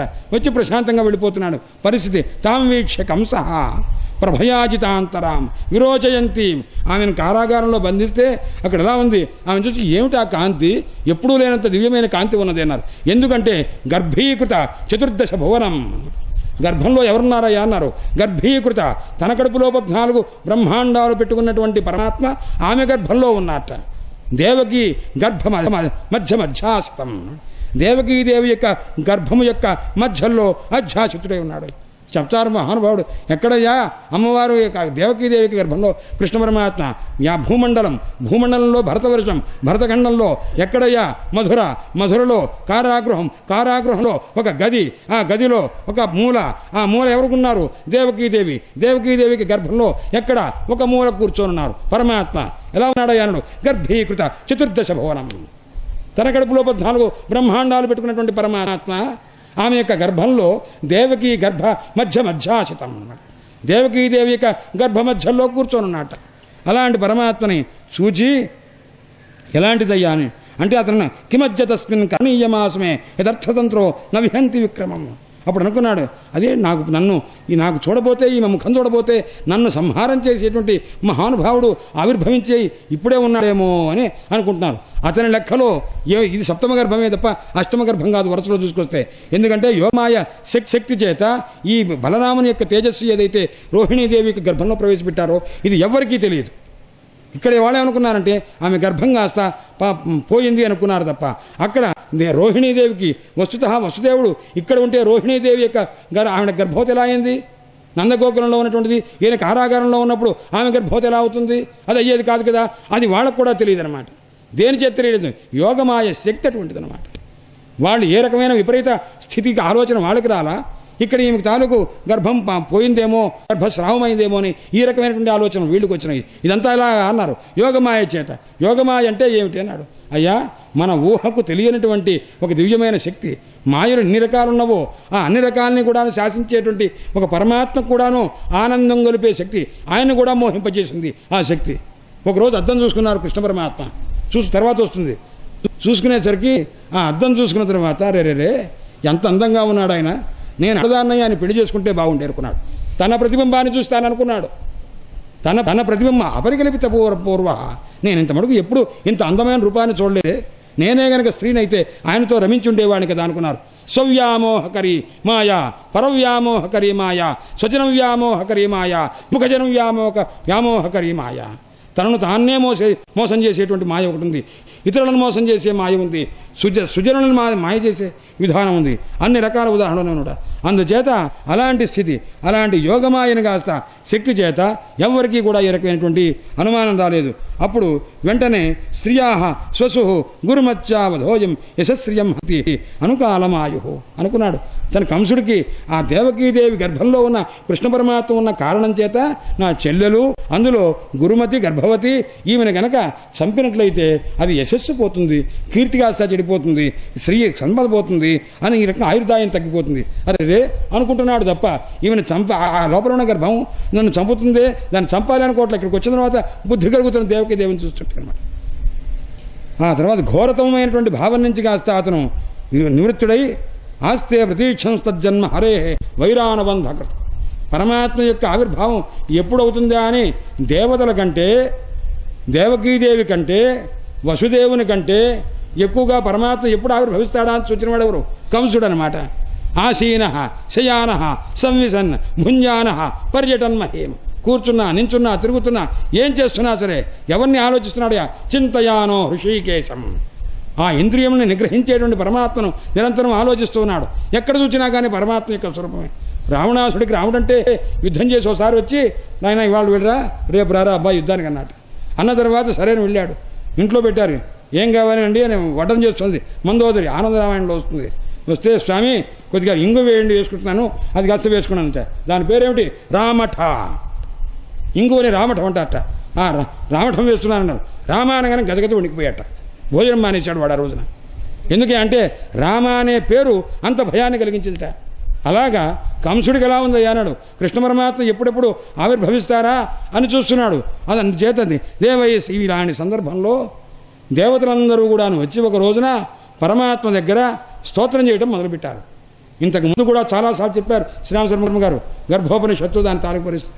గర్భంలో శిశువు యొక్క జీవిత స్థితి ఎలా ఉంటుంది, వాటికంగా బాధపడతాడు. బయటికి రావాలని తృతీయ స్కంధంలో ఆ కపిలోపాఖ్యానంలో కూడా వచ్చింది. లోపల ఉండి నేను పరమాత్మ యొక్క అనుగ్రహం చేత ఇక పాపాలు చేయను, బయటకు వస్తే నిరంతర ధ్యానం చేస్తాను ఇలా అనుకుంటారు. అంటే గర్భంలో ఉన్నవాడు దీనస్థితిలో కష్టస్థితిలో ఉంటారు. అలాంటి గర్భాన్ని ఎవరు స్తోత్రం చేయడం ఎక్కడా ప్రపంచం లేదు. ఇక్కడ ఒక్క చోట దేవతలు అందరూ వచ్చి ఆ దేవకీదేవి యొక్క గర్భంలో ఉన్న కృష్ణ పరమాత్మను దివ్యమైనటువంటి స్తోత్రం చేస్తున్నారు. సత్యవ్రతం సత్యపరం త్రిసత్యం సత్యస్య యోనిం నిహితంచ సత్యే సత్యస్య సత్యం వృత సత్యనేత్రం సత్యాత్మకం త్వాం శరణం ప్రపన్నా. స్వామి నీవు సత్యస్వరూపుడవు, సత్యనిష్ఠుడవు, త్రికాలములందు కూడా సత్యత కలిగిన వాడివి, సత్యమునకు మూలభూతమైనటువంటి స్వరూపం నీవు అని చెప్పి ఆ రకంగా ఏంటంటే ఈ పాంచభౌతికమైనటువంటి స్వరూపం అంతా కూడా నీదైన స్వరూపము, అందుచేత సత్యమవుతుంది అని ఈ రకంగా ఏకాయనోసౌ ఎన్నెన్ని ఉదాహరణలో చెప్పారు. ఏకాయనోసౌ సంసారం అనేటువంటిది ఆదివృక్ష. ఈ సంసారం అనేది చెట్టు అనుకో, దానికి మూలం ఒకటే, 2 పండ్లున్నవి, 3 మూలములున్నవి, 4 రసములు, 5 రకములైనటువంటి కొమ్మలున్నవి, స్కంధములు, షడాత్మ, 6 స్వరూపములున్నవి, 8 రకములైన 7 రకములైన చర్మములున్నవి, 8 రకములైనటువంటి కొమ్మలున్నవి, 9 రకములైనటువంటి అక్షములున్నవి, దశచ్చరి అంటే 10 రకములైనటువంటి ఆకుల స్వరూపం ఉంది, 2 పక్షులున్నవి, ఇది ఒక వృక్షం అండి, ఈ సంసార వృక్షము అని దాని స్వరూపాన్ని వర్ణించి ఇంత దివ్యమైనటువంటి స్తోత్రం చేశారు. స్వామి ఇంతకీ ఓ అంబుజాక్ష, చూడండి పరమాత్మని ప్రార్థించేటప్పుడు నాయన అంబుజాక్ష అంటారు. అంటే పద్మముల వంటి నేత్రములు కలవాడా అని. పరమాత్మ చూస్తే కళ్ళు విప్పార్చి అత్యాదరంగా చూస్తారట. అలా చూడండి స్వామి, అలా చూస్తే కదా మా దైన్యం ఏమిటో. మీరు అరమోట్పు కన్నులతో చూశారనుకోండి, ఉముఖ కవిలాగా చెప్పడా, ఇప్పుడు మీరు అరమోట్పు కన్నులతో చూస్తే మా ఆర్తి ఎంత ఉందో, మేమంతా గజగజ వణికిపోతున్నాము, మీకు ఎలా తెలుస్తుంది? అంబుజాక్ష విశాలమైనటువంటి నేత్రాలతో చూడండి స్వామి. తత్పాదపోతేన మహత్కృతేన కుర్వంతి గోవత్సపదం భవాప్త్యం. నిన్ను శరణు వేడినటువంటి మాకు నీ యొక్క పాదపద్మములు అనేటువంటి ఒక తెప్ప మీద ఎక్కి ఈ సంసారం అనే సముద్రాన్ని కాస్త మేము దాటగలము. కాబట్టి ఎవరైతే నీ పాదపద్మముల యొక్క నౌకను ఎక్కి ఉంటారో వాళ్ళు దివ్యమైనటువంటి అనుగ్రహం ఆనందంతో ఈ సంసార సముద్రాన్ని, ఈ క్లేశ సముద్రాన్ని దాటగలుగుతారు. ఎవరైతే పరమాత్మ నీ యందు ఆ విశుద్ధమైనటువంటి బుద్ధి లేకుండా అవిశుద్ధ బుద్ధయ అపవిత్రమైనటువంటి బుద్ధి కలిగి ఉంటారో, వ్యతిరేకిస్తారో, వాళ్ళు ఎంత ఎత్తి ఎదిగినా సరే తగున కింద పడిపోతారు. అనాథత యుష్మదంఘ్రయ నీ పాదపద్మాన్ని ఆస్వాదించకపోవడం చేత, తెలుసుకోవడం చేత పడిపోతారు అని చెప్పి ఆ మాధవుణ్ణి కాస్త అనేక రకములుగా స్తోత్రం చేసి వైదికమైనటువంటి భావాన్ని తెలియజేసేట్టుగా. ఎందుకంటే పురుష సూక్తంతో అని అంటే ఒక వైదికమైనటువంటి భావం ఎంత దివ్యంగా ఉంటుందో అంత భావంతో ఈ స్తోత్రాలు శృణ్వన్ గుణం సంస్మరయంశ్చ చింతయన్ నామాని రూపాణి. స్వామి నీ దివ్యమైన రూపాలు ఎవరైతే వింటారో, ఎవరైతే అంటారో, ఎవరైతే స్మరిస్తారో, ఎవరైతే నీ రూపాన్ని గురించి చింతిస్తారో, నీ నామరూపాత్మకమైన స్వరూపాన్ని ఎవరు తలిస్తారో అలాంటి వాళ్లకు స్వామి పుట్టుక లేకుండా అనుగ్రహించి మోక్షాన్నిచ్చే పరమాత్మ నీవు. అలాంటి మా అదృష్టం చేత హరే అస్యా భవత పదోభో భారోపనీత నీవు అవతరించి ఈ భూమి యొక్క భారాన్ని పోగొట్టేటువంటి రీతిగా అవతరిస్తున్నావు. కాబట్టి అనుగ్రహించవలసింది అని ఆ మహానుభావుని యొక్క శరణు వేడుతూ వాళ్ళంతా చెప్పారు. చెప్తూ కూడా సూచన చేస్తున్నట. ఏమని? మత్స్య అశ్వ కచ్చప నృసింహ వరాహ హంస రాజన్య విప్ర విబుధేషు కృతావతార. ఇన్ని రకములైనటువంటి అవతారము, దశావతారములు, హయగ్రీవావతారంతో సహా అన్నీ చెప్పుకుంటూ వచ్చారు. ఇదంతా ఎందుకు నీ అవతారములన్నీ కూడాను భూమి యొక్క భారాన్ని పోగొట్టడం కోసం. కాబట్టి యథూత్తమ వందనంతే, యథూత్తమ వందనంతే, యథూత్తమ నీకు నమస్కారమయ్యా అని చెప్పి దిష్ట్యాంబతే కుక్షిగత పరపుమాన్ అంశేన సాక్షాత్ భగవాన్ భవాయన. స్వామి దేవకీదేవి యొక్క గర్భంలో మీరు ఆవిర్భవించారు. కాసా దేవకీదేవి దేవానాం సుఖం యయా సా దేవకి. దేవతలకు కం సుఖం ఎవరి వల్ల కలుగుతుందో ఆమె దేవకి. అంటే దేవతకైనా ఉపలక్షణమే తతో, ఇది ఉపలక్షణమే. దేవతలకే కాదు, దేవ సదృశులైనటువంటి వాళ్ళు, దైవ భక్తి కలిగిన వారు, పరమాత్మ యందు భక్తి కలిగిన వాళ్ళు అందరినీ కూడాను రక్షించడం ఏ తల్లి యొక్క గర్భంలో ప్రవేశించడం ద్వారా జరిగిందో ఆ తల్లిని దేవకి అని అన్నారన్నమాట. అందుచేత ఆ దేవకీ గర్భంలో మీరు ఆవిర్భవిస్తున్నారు అని చెప్పి గోప్తాయుధూనాం భవితాత ఆత్మజ. ఇప్పుడు ఆమెను ఉద్దేశించినారు, తల్లి దేవకీదేవి నీ యొక్క గర్భంలో పరమాత్మ పరిపూర్ణ స్వరూపంతో అవతరిస్తున్నారమ్మా నీకు ఆత్మజుడుగా అని ఆమెను కూడా అని లోపల ఉన్న గర్భంలో ఉన్నటువంటి పరమాత్మను ధ్యానం చేసి ఇత్యభిష్టూయ పురుషం. ఇలా అని తెలుసుకోలేరు పరమాత్మ రూపాన్ని. అలాంటి పరమాత్మని కాస్త మనస్సులో స్తోత్రం చేసి ధ్యానం చేసుకుంటూ బ్రహ్మదేవుడు, ఈశ్వరుడు, దేవతలు అందరూ తిరిగి వెళ్లారు. శ్రీమద్భాగవతే మహాపురాణే పారమహంస్యాం సంహితాయాం దశమస్కంధే గర్భగత విష్ణో బ్రహ్మాదికృత స్తుతిర్నామ ద్వితీయోధ్యాయ. హరయే నమః హరయే నమః హరయే నమః. అవతార ఘట్టం ప్రారంభమవుతున్నది. శ్రీశుకోవాచ. ఇక్కడ పరమాత్మ ఆవిర్భావ ఘట్టం దగ్గర సుఖయోగిందుల వారు చెప్తున్నారు, ఆయన మంగళం చేయవలే పరమాత్మ ఆవిర్భవిస్తున్నారు కాబట్టి మంగళం దేంతో చేయాలి అన్నారు. అథా బ్రహ్మదేవుని యొక్క కంఠం నుంచి మొట్టమొదటిగా వచ్చిన శబ్దములు రెండు, ఒకటి ఓంకారము, రెండు అధశబ్దము. అందుచేత వైదికమైనటువంటి ప్రారంభమైనప్పుడు ఓంకారంతో, వైదిక సదృశమైనటువంటి వాంగ్మయం అంతా అధశబ్దంతో, వైదికార్థాన్ని చెప్పేటువంటి మంత్రజాతం అంతా కూడా అన్ని కూడా అధశబ్దంతో, బ్రహ్మసూత్రములు కానీ మీమాంస కానీ ఎన్ని ధర్మసూత్రములు కానీ ప్రతి సూత్రములు కూడాను అధశబ్దంతో ప్రారంభమవుతాయి. ఇక్కడ కూడా పరమాత్మ యొక్క దివ్యమైనటువంటి ఆవిర్భావము అథ అనే శబ్దంతో. అథ సర్వగుణోపేత కాల పరమశోభన. 8 శ్లోకాలతోటి పరమాత్మ యొక్క ఆవిర్భావం చెప్తున్నారు. ఎన్నో గర్భం? 8వ గర్భం. అందుచేత 8 శ్లోకాలతోటి పరమాత్మ యొక్క స్వరూపాన్ని, ఈయన ఎన్నో అవతారం, 8వ అవతారం, అందుచేత 8 శ్లోకాలతో చెప్తున్నారట. అందుచేత అథ సర్వగుణోపేత కాల పరమ శోభన. నాయన కాలం ఎలా ఉందయ్యా అన్నారు. మహాశోభనంగా ఉందన్నారు. పరమశోభన. శోభన కాలం అంటే చెప్పుకున్నాం మనం, భక్తుడు పుడితే శోభన కాలం, భగవంతుడు పుడితే పరమశోభన కాలం అన్నమాట. అందుచేత అది కాల పరమ శోభన. కాలం అంటే ఎవరయ్యా అన్నారు. రుద్రస్వరూపం అది, మృత్యుస్వరూపం అది. అందుకోసము కాలం ప్రతివాడిని కూడాను గ్రసిస్తూ ఉన్నది. ఏమండి ఈ రకంగా రుద్రస్వరూపంగా ఉండి ఆ మృత్యు అందరినీ మింగేస్తున్నదే, ఇప్పుడు పరమాత్మ ఆవిర్భవిస్తున్నారన్నట. అనేసరికి ఆ కాలం అంతా వెంటనే ఆ కోపాన్ని, ఈ జీవులందరినీ గ్రసించేటువంటి లక్షణం విడిచిపెట్టి మహాశోభనంగా తయారైందట. ఎందుకంటే పరమాత్మ తనలో ఆవిర్భవిస్తున్నారు. కాలాతీతుడైన పరమాత్మ ఒక కాలమునకు, ఒక వర్షమునకు, ఒక అయనమునకు, ఒక మాసమునకు, ఒక పక్షమునకు, ఒక రోజునకు, ఒక తిథికి, ఒక ముహూర్తమునకు, ఒక క్షణమునకు లోపంలో అంతర్గతంగా ఉండి గర్భంలో 14 బ్రహ్మాండాలు పెట్టుకొని దేవకీ గర్భంలో ఇమిడి దాక్కున్నట్టుగా కాలాతీతుడైన పరమాత్మ కాలంలో ఒక పక్షము, ఒక మాసము, ఒక పక్షము, ఒక దినము, ఒక సమయము, ఆ సమయంలో ఒక ముహూర్తంలో ఒక క్షణము, ఆ క్షణంలో ఆవిర్భవిస్తున్నారు. అంటే ఇంత సంకుచితం చేసుకొని పరమాత్మ ఆవిర్భవిస్తున్నారట. అంటే భగవంతుడు ఇంత తగ్గిపోతాడనమాట, ఇంత అనుగ్రహిస్తాడనమాట అంటున్నారు. రామ అన్నప్పుడు రేప తాలూకు మహాత్మ్యం చెప్తూ రామచంద్రమూర్తి ఎంత గొప్పవాడంటే, నాయన నువ్వు ఎప్పుడైనా సరే నువ్వు తగ్గి ఉండు, నీకంటే నేను తగ్గి ఉంటాను. ఎలాగయ్యా అన్నారు. ఉత్తర దేశంలో శ్లోకం ఇది. నమ్రా అని హిందీలో రాయండి. ఏమవుతుందండి, నమ్రా అని రాస్తే మా పైన ఉంటుంది, క్రావిడ కింద ఉంటుంది అనమాట. మా కాస్త పొల్లుగా ఉండిపోయింది అనుకోండి, ఆ రామచంద్రమూర్తి రహా అని ఆయన ఇంకా కిందగా ఉంటాడు, మనకంటే కిందగా ఉంటాడు. అదే మనం కాస్త ఆయన్ని కాస్త సంకోచం చేద్దాం, అచ్చు లేకుండా ఆయన పొల్లు హల్లుగా పెడితే మన నెత్తి మీద కూర్చుంటాడు. ఎలాగా అన్నాడు, అర్కహ అన్నప్పుడు ఒత్తు పైన ఉంటుందన్నమాట, కింద ఉంటుందన్నమాట. అందుచేత ఎంత ఒదిగితే అంతకంటే ఒదిగి ఉంటాడు పరమాత్మ. అది పరిస్థితి. పరమశోభన. ఎందుకు ఆ పరమాత్మ ఎక్కడ ఆవిర్భవిస్తున్నారు అన్నాడు. యర్హ్యేవ అజనజన్మర్క్షం శాంతర్క్షగ్రహతారకం. ఆయన ఆవిర్భవించేది ఏ నక్షత్రం అయ్యా అన్నారు. రోహిణి నక్షత్రం. అది ఎవరి నక్షత్రం? బ్రహ్మదేవుడు పుట్టిన నక్షత్రం అంటండి. బ్రహ్మదేవుడు పుట్టిన తర్వాత, నాయన ఇలా వెళుతున్నాను రా అబ్బాయి బ్రహ్మదేవ అన్నారు. నాన్నగారు వెళ్ళారు, కానీ నాకు ఒక చిన్న కోరిక అండి అన్నారు. ఏమిటి చెప్పన్నారు? నా నక్షత్రంలో మీరు ఆవిర్భవించండి అని అడిగాట. అలాగే లేరా అన్నట్ట. అందుచేత అజన జన్మర్క్షం, అజనస్య బ్రహ్మణ జన్మర్క్షం. బ్రహ్మదేవుని యొక్క జన్మ నక్షత్రం. ఆ జన్మ నక్షత్రంలో పరమాత్మ ఆవిర్భవిస్తున్నట్ట. ఆ సందర్భంలో మిగతా తారలన్నీ ఇలా ఉన్నవయ్యా అన్నాడు. శాంతర్షగ్రహ తారకం. మిగతా అన్నీ తక్కువగా, అంటే భగవంతుడు ఆవిర్భవించేసరికి ఎన్నెన్ని ప్రకృతి స్వరూపములన్నీ కూడా శాంతంగా ఉన్నవో, సంతోషంగా ఉన్నవో అవని దిశ ప్రసేదో, దిక్కులన్నీ మహా ప్రశాంతంగా ఉన్నవిట. ఎందుకయ్యా అన్నాడు. దిక్కులకు అధిపతులైనటువంటి దేవతలంతా కూడా కంసుని చేత పీడింపబడి బంధింపబడ్డాట. ఇదే ఉదాహరణకు తూర్పు దిక్కునకు ఇంద్రుడు దేవత, ఈ ఇంద్రా దేవతలందరినీ కూడాను, అలాగే పశ్చిమ దేవత, ఈ దక్షిణ దిక్కునకు, ఉత్తర దిక్కునకు, మూల దిక్కులకు ఆ దేవతలందరినీ కూడా బంధించి ఉన్నారు.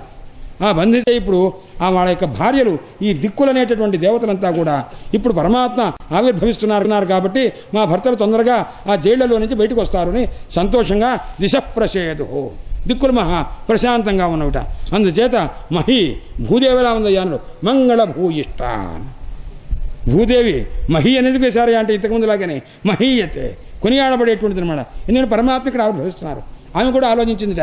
ఎందుకంటే నేను సీతమ్మ వారికి తల్లిగా ఉన్నప్పుడు వారు అల్లుడు గారుగా ఉన్నప్పుడు నేను ఎలా ఉన్నాను, ఆయన దగ్గరికి వెళ్ళి మాట్లాడే పరిస్థితి కూడా లేదు. పరశురాములు వారు అవతరించినప్పుడు నన్ను కాస్త ఆయన ఆ కశ్యప బ్రాహ్మణుకు దానం చేసేశాడు. వామనమూర్తిగా ఉన్నప్పుడు బ్రహ్మచారిగా ఉండొచ్చు నన్ను చూడనే లేదు. ఈ మహానుభావుని అవతారాలు కాదు. నేను కూడా వెళుతుంటే ఒకసారి నన్ను చూస్తారు, ఒకప్పుడు చూడరు. ఇప్పుడు పరమాత్మలా ఉన్నారు అన్నారు. సాక్షాత్తు రామచంద్రమూర్తిగా ఉన్నప్పుడు పాదుకలు ధరించారు తప్ప సాక్షాత్తుగా భూమిని అంటుకున్న సన్నివేశమే తక్కువ. అంటే ఆయన వల్ల నాకు ఆ రకమైన ఆనందం లేదు. ఇప్పుడు పరమాత్మ ఎలా ఉంటారయ్యా అన్నాడు. అంటే ఆయన మహానుభావుడు. బృందారణ్యం స్వపదరమణం. పరమాత్మ పాదుకలు ధరించలేదు. ఎందుకయ్యాను స్వపదరమణం, తన పదముల చేత ఆ భూదేవిని సంతోషింపజేశాట. అందుచేత పాదరక్ష లేకుండా ఆ పరమాత్మ నా మీద ఆయన తన పాదములు పెట్టి నన్ను ఎంతో ఆనందింపజేస్తారని చెప్పి మహి. ఎప్పుడైనా భర్త దూరదేశం నుంచి వస్తుంటే ఆ ఇల్లాలు పిల్లవాడిని చంకన పెట్టుకొని ఏమండి బాగున్నారా మన పిల్లవాడండి అని చెప్తుంటా. అందుకోసం మహి మంగళ భూయిష్ట. మంగళుడు అంటే కుజుడు అనగా భూదేవి కుమారుడు, వాడిని చంకన పెట్టుకొని భర్తకు ఎదురుకుండా వచ్చిందిట. మహి మంగళ భూయిష్ట. అంత ఆ రకమైనటువంటి పురగ్రామ వ్రజాకర. నదులు ఎలా ఉన్నవి అన్నారు. నజ్జ ప్రసన్న సలిలా. నదులన్నీ మహాప్రసన్నంగా ఉంటాయి. కారణం ఏమిటి అంటే ఈ నదులన్నీ పోయి గంగాదేవి దగ్గరికి వెళ్ళినట. అమ్మా నువ్వు విష్ణుపాదోద్భవవు కదా, మీ నాన్నగారు ఆవిర్భవిస్తున్నారు, ఒకసారి మీ నాన్నగారిని చూపిస్తావా అన్నట్టు. గంగాదేవికి కొద్దిగా అహంకారంతో లేదు మా నాన్నగారిని చూపించాను నేను, మా నాన్నగారు నన్నే చూడాలి, నన్నే అనుగ్రహించాలి, ఇంకెవరిని అనుగ్రహించడానికి వీలేదు, అందుకోసం మా నాన్నగారిని చూడటం కుదరదు అన్నట్ట. వాడు చాలా బాధపడ్డారు. తోటిది కదా, నదుల్లో ఒక నది కదా అని అడిగితే ఇంత అహంకారం అయితే ఎలాగా అని అనుకొని ఇప్పుడు అనుకున్నారన్నమాట. పరమాత్మ ఆవిర్భవిస్తున్నప్పుడు 4వ భార్య ఎవరయ్యా అన్నారు. యమునా నది. అందుచేత మన నదుల్లో ఒక నది కదా, మనమంతా ఎక్కడి నుంచి పుట్టాం, పర్వతాల్లో నుంచి పుట్టారు నదులని కూడా. ఒక్క గంగ మాత్రం విష్ణుపాదోద్భవ, మిగతావన్నీ కొండల్లో నుంచి పుట్టారన్నమాట. ఈ కొండల్లో నుంచి పుట్టినటువంటి కారణం చేత వాళ్ళు అనుకున్నవి కృష్ణ పరమాత్మ దర్శనం ఎలాగైనా చేయవలసిందే. రామావతారంలో మహానుభావుడు మనకు చాలా ఉపకారం చేశాడు. ఎంత ఉపకారం చేశారు. నదుల్లో నుంచి వచ్చినటువంటి ఈ కొండల్లో నుంచి పుట్టిన నదులు ఈ కొండరాళ్ళన్నీ తీసుకెళ్లి సముద్రంలో వేశారు.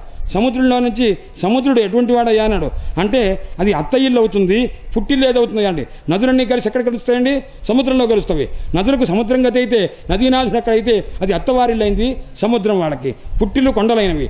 ఈ కొండల్ని కాస్త తీసుకెళ్లి రామచంద్రమూర్తి ఆ వారిధి కట్టేటప్పుడు ఇక్కడ కలిపారన్నమాట. అంటే వియ్యంగుళ్ళ నిద్రని పుట్టింటి వారు అత్తింటి వారు ఒకచోట కలిసే అవకాశం వచ్చిందనమాట.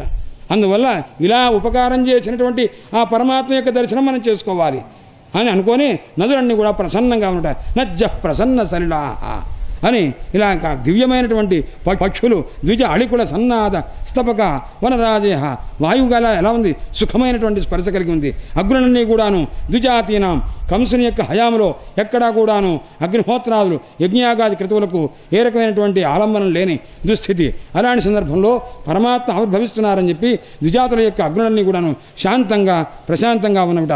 ఆ రకమైన స్థితిలో అందరి యొక్క మనస్సులు సజ్జన హృదయాలన్నీ కూడాను ఆందోళన తగ్గి మనాంస్యాసన్ ప్రసన్నాని సాధూనాం అసురద్రుహాం.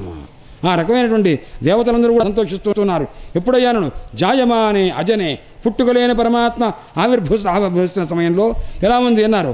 మందం మందం జలధరములు అంటే మేఘాలు నెమ్మదిగా గర్జన చేస్తూ ఉన్నవిట.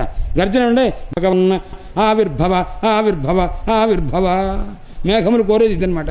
భగవన్ స్వామి ఆవిర్భవించవా అని చిన్నగా మేఘాలు ధ్వనిస్తున్నట. అప్పుడు సముద్రుడు మాట అన్నాడు, ఒరే నువ్వు చెప్పంగానే పరమాత్మ ఆవిర్భవించరు, అసలు నీలో ఒక సద్గుణం ఉందా లేదా, అడగంగానే ఆవిర్భవిస్తారా? నీవు నాలో ఉన్న ఉప్పు నీరు తీసుకుని తీయ నీరు చేయగలిగే ఒక సంస్కారం నువ్వు పెంచుకో, అలా పెంచుకుంటే పరమాత్మ ఆవిర్భవిస్తారని చెప్పారట. అందుకోసం ఇదంతా భక్తిరసామృతం అని ఒక దివ్యమైన గ్రంథం, భక్తిరసాయనం అని ఒక గ్రంథం. వీటిలో చెప్పినటువంటి విశేష అంశములు ఇప్పుడు మనం అనుకునేవి కొన్ని. అందుచేత ఇలా ఎప్పుడైతే మందం జలధరాహ జర్జురను సాగరం, ఆ రకంగా ఆ సాగరాన్ని అనుసరించి ఆ సాగర ఘోష ఏమిటంటే, నాయనా నువ్వు పరోపకార ప్రవణువు కారా మేఘమా అంట. ఆ మేఘం కాస్తా అలాగే అవుతాను అంగీకారం చెప్తున్నట. ఆ సందర్భంలో తను చీకటి కాస్తా ఉంటూ ఉండగా చంద్రుడు ఎలా ఉన్నాడయ్యా అన్నాడు. చెప్తున్నాడు, ఆవిరాశీత్ యథా ప్రాచ్యాం ఇందురివ పుష్కల.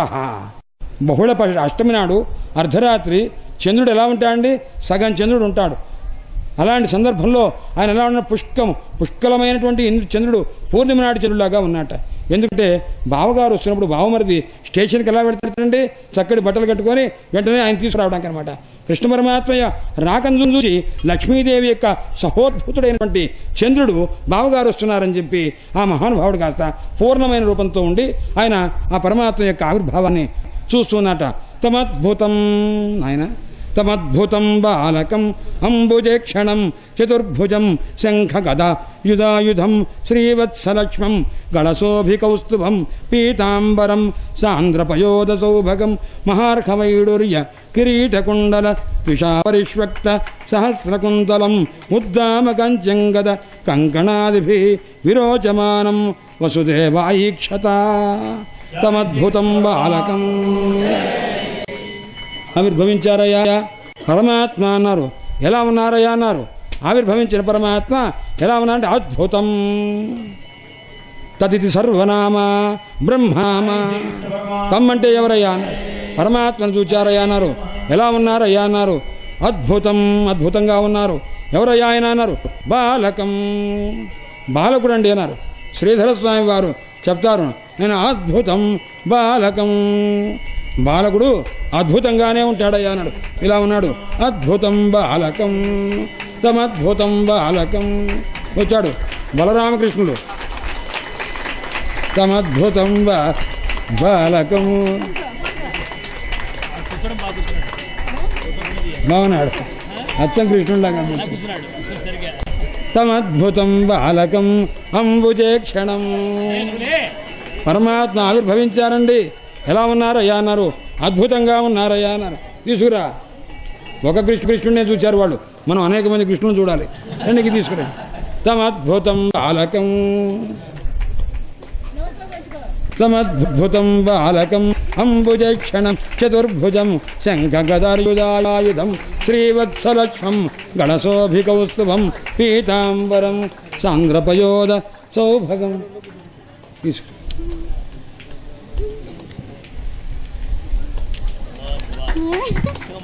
తమద్భుతం బాలకమంబుజక్షణం చతుర్భుజం శంఖ గదార్యుధాయుధం శ్రీవత్సలక్ష్మం గణశోభికౌస్తుభం పీతాంబరం సాంద్ర పయోద సౌభగం. పరమాత్మ ఎలా ఉన్నారయ్యా. అద్భుతంగా ఉన్నారయ్యా. ఎందుకయ్యా అంటే బాలకుడయ్యా ఆయన అన్నారు. బాలకుడు అంటే ఎవరండి.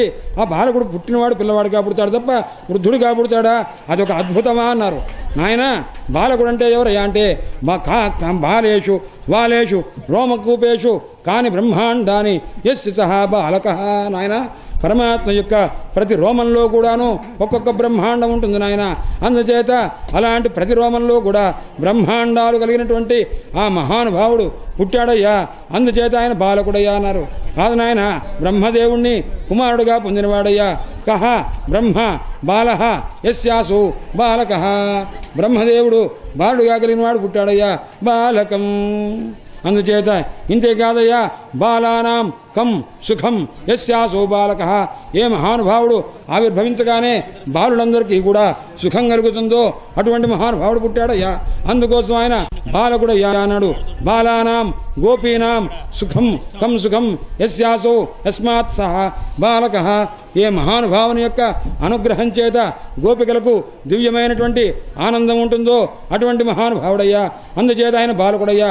వా అంటే నర్మదా నది, అక్కడ విహరించేవాడు. వాలా అంటే ఈశ్వరుడు. ఆ ఈశ్వరునికి కం సుఖం, దివ్యమైనటువంటి ఆనందము ఏ పరమాత్మ యొక్క ఆవిర్భవం చేత కలుగుతుందో అలాంటి పరమాత్మ పుట్టారయ్యా. అందుచేత బాలకుడయ్యా. బాలకం ఎలా ఉన్నారయ్యా కృష్ణ పరమాత్మ అన్నారు. అంబుజే క్షణం, ఆయన పద్మం వంటి వికసించినటువంటి నేత్రములతో ఉన్నారయ్యా. ఒక పుట్టిన పిల్లవాడు ఈ కళ్ళు కాస్త విప్పార్చి ఇలా ఉంటాడా? ఉండడు కదా. అందువల్ల అద్భుతం, ఇది ఆశ్చర్యం కదా అన్నాడు. కాదు నాయన, అంబు అంటే నీరు, జ అంటే పుట్టింది ఎవరయ్యా? నీటిలో పుట్టింది లక్ష్మీ అమ్మవారు. ఆమె కోసం ఈ క్షణం పుట్టగానే నా భార్య వచ్చిందా లేదా, పుట్టిందా లేదా, నాతో కలిసి ఉంటుందా లేదా, ఎక్కడుంది అని లక్ష్మీదేవి కోసం తన దృష్టి కాస్త పెట్టుకోనున్నట. అంబుజే క్షణం మహాశయ ఆగవలసింది. అంబుజే క్షణం అందుచేత ఎలా ఉన్నాడయ్యా? అది ఆశ్చర్యము. అంటే ఏ పిల్లవాడైనా పుట్టగానే భార్య కోసం చూసుకునేటువంటి మహానుభావుడు ఎవరన్నా ఉన్నారా? ఈయన. అందుచేత ఈయన అద్భుతుడయ్యా. అద్భుతం బాలకం అంబుజే క్షణం చతుర్భుజం. ఆయన ఎన్ని భుజములయ్యా ఆయనకి ఉన్నాయన్నాడు. 4 భుజములతో ఉన్నారు. ఒక పిల్లవాడు ఎప్పుడైనా 4 భుజములతో ఉన్నాడా? అది ఆశ్చర్యం కదా.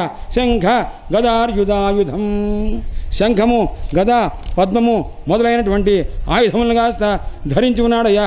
అది ఎలా ధరించున్నాడు? ఉదాయుధం, ఊర్ధ్వంగా చేయబడినటువంటి ఆయుధములు. ఎందుకంటే అసుర సంహారం చేయడానికి ఆ మహానుభావుడు భక్తులను రక్షించడానికి సిద్ధమైనటువంటి స్వరూపంతో ఉన్నాడు. ఉదాయుధం.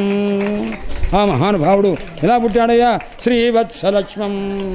అది అయ్యా వసుదేవుడు తీసుకెళ్ళినట్టు తీసుకెళ్తున్నారు. ఉదాయుధం శ్రీవత్సలక్ష్మం. ఆయన శ్రీవత్సలక్ష్మం అనగా కుడి పక్కన రోమముతో రోమగోపంతో కూడా తిరిగినటువంటి దివ్యమైనటువంటి రూపంతో ఉన్నాడు నాయన. అన్నిటికంటే ఆశ్చర్యం ఏమిటంటే పిల్లలు ఎవరన్నా కొత్తబడి దుఃఖపడతాడు. ఎవరు దుఃఖం కూడా లేదు నాయన, ఏడవట్లేదు, ఏడిపించట్లేదు, ఆనందింపజేస్తున్నారు నాయన. ఇది అద్భుతం. కాబట్టి తమద్భుతం బాలకం అంబుజ క్షణం చతుర్భుజం శంఖ గదార్యుధాయుధం శ్రీవత్సలక్ష్మం గణశోభికౌస్తుభం పీతాంబరం సాంద్రపయోద సౌభగం. వీళ్ళ చేతుల్లో ఉన్నాయంటే భాగవతం కూడా మరిపించేట్టుగా చేస్తున్నారు. అందుచేత మహార్హవైఢుర్య ఆ మహానుభావుడు పీతాంబరధారి అయి ఉన్నాడయ్యా. సాంద్రపయోధ సౌభగం, దట్టమైన మేఘము యొక్క కాంతితో ఉన్నారయ్యా. మహార్హ ఆభరణాలు వర్ణిస్తున్నారు పరమాత్మ యొక్క దివ్యాభరణములు. వైఢూర్య కిరీట కుండలత్విష పరిష్వక్త సహస్రకుంతలం. అద్భుతం. ప్రతి పదం దగ్గర అద్భుతం వేసుకోమన్నారు. ఎందుకంటే పుట్టిన పిల్లవానికి పెద్దగా జుట్టుండదు. మహానుభావుడు దివ్యమైనటువంటి వైభవంతో కూడుకున్నటువంటి ఆ కేశములు కలిగినటువంటి వాడై ఉన్నాడయ్యా. అలాంటి వాడు ఆ మహానుభావుడు దివ్యాభరణోపేతుడు, అనేక హస్తాభరణములు కలిగినటువంటి వాడై విరోచమానం, ఆ సూతికా గృహం మొత్తం ప్రకాశిస్తున్నదట. అలాంటి పరమాత్మను ఎవరయ్యా మొట్టమొదట చూచింది? వసుదేవ ఐక్షత చూచాడు. ఆశ్చర్యంగా చూచాడు. సవిస్మయుల్ల విలోచనో హరిం సుతం విలోక్య ఆనక ద్వంద్వభిస్తదా. ఆశ్చర్యకరంగా ఉత్ఫుల్ల విలోచన, సాక్షాత్తు సర్వలోక నియామకుడైన పరమాత్మ నాయిక కుమారుడుగా ఆవిర్భవించారే, ఎంత ఆశ్చర్యకరమైన విషయమని. ఉత్ఫుల్ల విలోచన హరిం సుతం విలోక్యారే. భయపడేటటువంటి వాడిని నేను. అలాంటి ఇంత భయంగా ఉన్నటువంటి నా యందు నాకు కుమారుడుగా ఎలా ఆవిర్భవించారయ్యా? మృత్యువునకు మృత్యువైన పరమాత్మ సామాన్యంగా ఒక అసురప్రాయుడైనటువంటి వారికి భయపడుతున్నటువంటి నాకు కుమారుడుగా ఆవిర్భవించారే, ఇది ఆశ్చర్యం కదా అని విస్మయోత్ఫుల్ల విలోచన హరిం సుతం విలోక్య ఆనక దుందుభిస్తదా చూచాడు.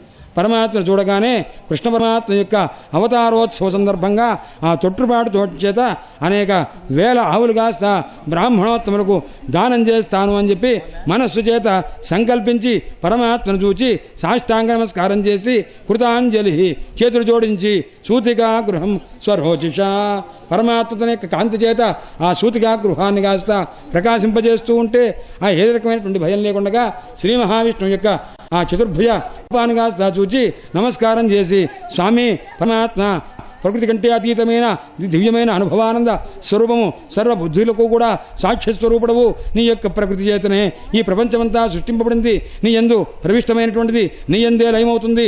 అలాంటి పరమాత్మ అనేక రకమైనటువంటి పరాక్రమమును ప్రదర్శించినటువంటి విరాట్ స్వరూపము నీ యందుగా సమస్తమైనటువంటి ప్రపంచము కనబడుతూ ఉన్నది స్వామి అని నిన్ను ఊహ చేత తెలుసుకోవలసింది. అది కూడా కుదరదు, శృతుల చేత తెలుసుకోలే.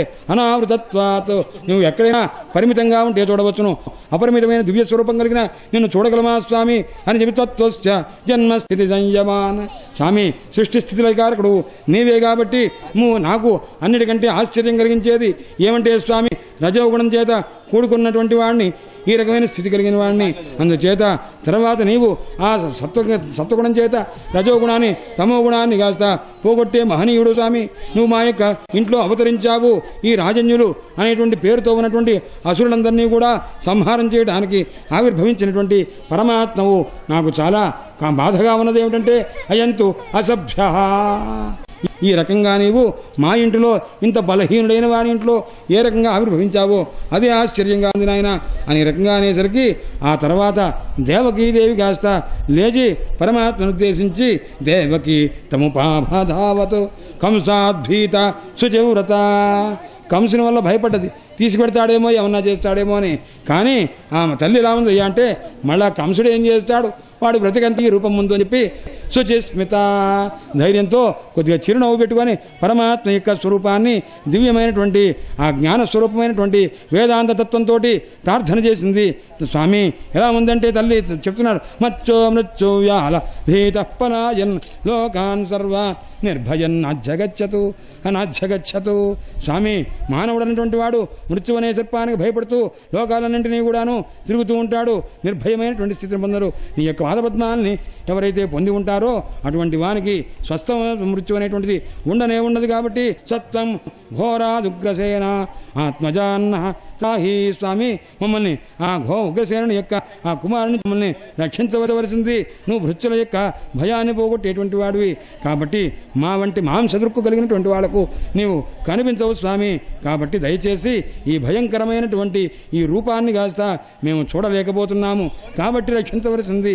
ఈ రూపము అలౌకికమైనటువంటి రూపం స్వామి, కాబట్టి మమ్మల్ని అనుగ్రహించవలసింది అని అనేసరికి భగవంతుడు శ్రీ మహావిష్ణువు అంటున్నారు, ఆయన త్వమేవ పూర్వసర్గే భూ, పూర్వజన్మలో నువ్వు పృష్ణి అనేటువంటిదే రూపంతో ఉన్నావు స్వామి భూమన్వంతుల్లో. అప్పుడు తదాయం సుతపాహ, దేవకీదేవి పూర్వజన్మలో పృష్ణి అనే రూపంతో ఉన్నది. అప్పుడు సుతప అనే పేరుతో ఉన్నాడయ్య ఆయన ప్రజాపతిర కల్మష. ఆ సందర్భంలో మీరిద్దరూ కూడాను బ్రహ్మచేత ఆదేశింపబడిన వాళ్ళే ఉన్నారు. ఇంద్రియ నిగ్రహం కలిగినటువంటి వారై మీరు తపస్సు చేశారు నా గురించి.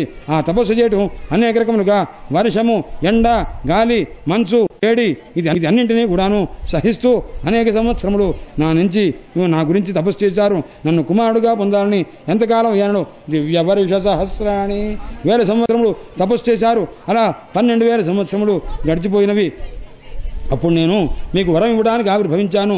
అప్పుడు మీరు ఏమని కోరారయ్యా అంటే మీరు నా వంటి కుమారుడు కావాలని మీరు కోరారు. నా వంటి కుమారుడు లోకంలో ఎవరు లేరు కాబట్టి నేనే ఏం చేశానంటే మా భక్తులందు అనుగ్రహం కలిగినటువంటి వాడిని నేనేమి కుమారుడుగా అవతమవురాతే అపవర్గమ్మే మోహితో మమ మాయా. మీరు కాస్త మాయ చేత నా మాయ చేత మోహితులైపోయి నేను ఆవిర్భవించినప్పుడు మోక్షాన్ని కోరుకోలే. మీరేం కోరుకున్నారు అంటే నన్ను కుమారుడుగా ఉండాలి అని కోరుకున్నారు. అందుచేత గ్రామ్యాన్ భోగాన్, గ్రామ్య భోగాలు అనుభవించారు తప్ప. అందుచేత అప్పుడు నేను మీకు కుమారుడుగా ఉంటానని చెప్పిన్నాను. అప్పుడు నన్ను వాం అభవం పృష్ణిగర్భ ఇది శృత, నేను పృష్ణిగర్భుడు అనేటువంటి పేరుతోటి మీకు కుమారుడుగా పుట్టాను. తర్వాత కశ్యపునకు కుమారుడుగా ఉపేంద్రుడు అనేటువంటి పేరుతో పుట్టాను. వామనత్వాచ్చ వామన, వామనుడు అనేటువంటి పొట్టిగా ఉండడం చేత వామనుడని ఈ రకంగా 3 జన్మల్లో కూడా తృతీయస్మిన్ భవే హంవై. ఇప్పుడు నేను ఎలా ఉన్నానయ్యా అంటే ఈ 3వ జన్మలో నేను జాతో భూయః నాయన ఇవ అమ్మ. కాబట్టి భవిష్యత్తులో ఇప్పుడు నేను కృష్ణ పరమాత్మగా 3వ జన్మ కలిగి ఉన్నాను. మీరు నన్ను ఏ రకంగా చూస్తారంటే ఇవాం, మీరు కాస్త పుత్రభావేన బ్రహ్మభావేన చ అసకృతు. అంటే దేవకీదేవి కానీ వసుదేవుడు కానీ పరమాత్మను ఏ రకంగా తెలుసుకున్నారయ్యా అంటే మిశ్ర భక్త లేదా శుద్ధ భక్త అని అంటారు. మిశ్ర భక్తి అంటే అర్థం ఏమిటి అంటే ఒకసారి పరమాత్మగా తెలుసుకోవటం, ఒకసారి కుమారుడుగా తెలుసుకోవటం. అంటే రెండు రకములుగా తెలుసుకుంటే దాన్ని మిశ్రమం అంటారు. శుద్ధమైనటువంటి భక్తి. ఒకసారి పరమాత్మని సాక్షాత్తు శ్రీ మహావిష్ణువు అనుకున్నారు, ఒకసారి దేవకీదేవి కుమారుడు అనుకున్నమాట. ఇవాం మాం దేవకీ వసుదేవులు ఇద్దరూ కూడాను పరమాత్మను ఒకసారి పరమాత్మగా తెలుసుకున్నారు, ఒకసారి పరమాత్మని కాస్త కుమారుడుగా తెలుసుకున్నారు. అందుచేత బ్రహ్మభావేన పుత్రభావేన చ అసకృతు, ఒకసారి కాదు అనేక సార్లు మీరు పుత్రభావము అనేక సార్లు బ్రహ్మభావాన్ని కూడా అనుభవిస్తారు. మరి యశోద నందుల విషయం అన్నారు. యశోదానందులు మాత్రము అలాంటి ఒకసారి పరమాత్మగా ఒకసారి పుత్రుడుగా తెలుసుకోవడం లేదు. ఎప్పుడు కూడా పరమాత్మ యొక్క స్వరూపం మాత్రమే ఉంటుంది. నాయన ఇలా చూస్తూ ఉండగా ఆసీత్ ధరిస్తూష్ణ్యం భగవాన్ ఆత్మమాయ, తల్లిదండ్రులు చూస్తూ ఉండగా చతుర్భుజుడైనటువంటి శ్రీ మహావిష్ణువు గాడ మహావిష్ణువు కూడా ఎలా ఉన్నాడయా అండి, ప్రాకృతమైనటువంటి శిశులాగా ద్విభుజుడై ఉన్నారన్నమాట. అప్పుడు వెంటనే ఏం చేశారయ్యా అని పరమాత్మ యొక్క ప్రేరణ చేత, ఆయన నువ్వు నన్ను తీసుకొని వెళ్ళి ఆ నందుని ఇంట నన్ను ప్రవేశపెట్టవలసింది. యశోద గర్భం నందు ఒక కుమారుడు పుట్టి ఉన్నాడు, అంటే ఆడపిల్ల పుట్టింది. వాస్తవంగా ఇంతకు ముందు కూడా మనం శివరామ శర్మ గారు చెప్పారు, అది కొద్దిగా సూచనగా అది చెప్తున్నాను, దాని తాలూకు స్వరూపము. అప్పుడు ఆ గోకుల గోలోకం నుంచి శ్రీకృష్ణ పరమాత్మ ఆ యశోదాదేవి యొక్క గర్భంలో ప్రవేశించి ఉన్నారు. ఎప్పుడైతే గర్భంలో ప్రవేశించిన పరమాత్మను ఆవిర్భవించారు అక్కడ. ఎక్కడ అంటే యశోద శయనే, యశోదాదేవి యొక్క శయనంలో ఒక కుమార్తె ఒక కుమారుడు ఇద్దరు ఆవిర్భవించారు యశోదాదేవి యొక్క గర్భంలో. అప్పుడు కుమారుడు అవ్యక్తంగా ఉన్నాడు, కుమార్తె వ్యక్తంగా ఉంది. మాయ ఇప్పుడు వ్యక్త స్వరూపము, మాయను సృష్టించే పరమాత్మ అవ్యక్త రూపంలో ఉన్నారు. అవ్యక్త రూపంలో ఉన్న పరమాత్మ ఎప్పుడు వ్యక్తమయ్యారో అన్నారు. వైకుంఠం నుంచి అవతరించినటువంటి దేవకీదేవి యొక్క కుమారుడు ఎవరైతే ఉన్నారో ఆ కుమారుడు యొక్క స్వరూపం వచ్చి ఆ కృష్ణ పరమాత్మ ఉన్నటువంటి స్వరూపం దగ్గర పెట్టేసరికి అప్పుడు వెంటనే పరమాత్మ యొక్క స్వరూపం వ్యక్తమైందనమాట. అంటే అప్పుడు కృష్ణ పరమాత్మ అంటే గోలోకవాసి కృష్ణ పరమాత్మ ఇక్కడ పడుకోనున్నారు. ఆ వైకుంఠవాసి కృష్ణ పరమాత్మను తీసుకొచ్చి వసుదేవుడు ఇలా పెట్టాడు. ఇలా పెట్టేసరికి ఈయన వెళ్ళి ఈయనలో లీనమైపోయాడు. అంటే చతుర్భుజుడైన మహావిష్ణువు యొక్క స్వరూపము ద్విభుజుడైన కృష్ణ పరమాత్మలో కలిసిపోయింది. కలిసిపోతే ఇప్పుడు రెండు భుజములున్న కృష్ణ పరమాత్మే ఆవిర్భవించారన్నమాట. అంటే నందోకులంలో ఉన్న కృష్ణ పరమాత్మ గోలోకవాసి, ఆయనే ద్విభుజుడు, ఆయన చతుర్భుజుడు ద్విభుజుడై ఇక్కడికి వచ్చాడు. అందుచేత ఇక్కడ ఎవరున్నారయ్యా అన్నారు. నాయన వైకుంఠం కంటే గొప్పది గోలోకం కంటే గొప్పది ఏది? భూలోకం. అందుకోసమే గోపికలు అంటున్నారు, జయతి తేధికం జన్మనా వ్రజ. నీ పుట్టుక ఉండటం చేత నీ పుట్టుక చేత నందగోకులము చాలా ధన్యమయ్యా అన్నారు. పరమాత్మ ఎక్కడ పుట్టారు? నందగోకులంలో పుట్టల. మామూలుగా కథ చూసుకుంటూ పోతుంటే ఎక్కడ పుట్టారు? మధురలో పుట్టారు, కారాగారంలో పుట్టారు. అందుచేత గోపికలు ఏమన్నారు? గోపికలు అంటే మామూలు గోపికల? ఎంతమంది గోపికలు ఉన్నారు? ఋషి గోపికలు, ముని గోపికలు, అవధూత గోపికలు, ఉపనిషత్ గోపికలు, ఇన్ని రకాల గోపికలు.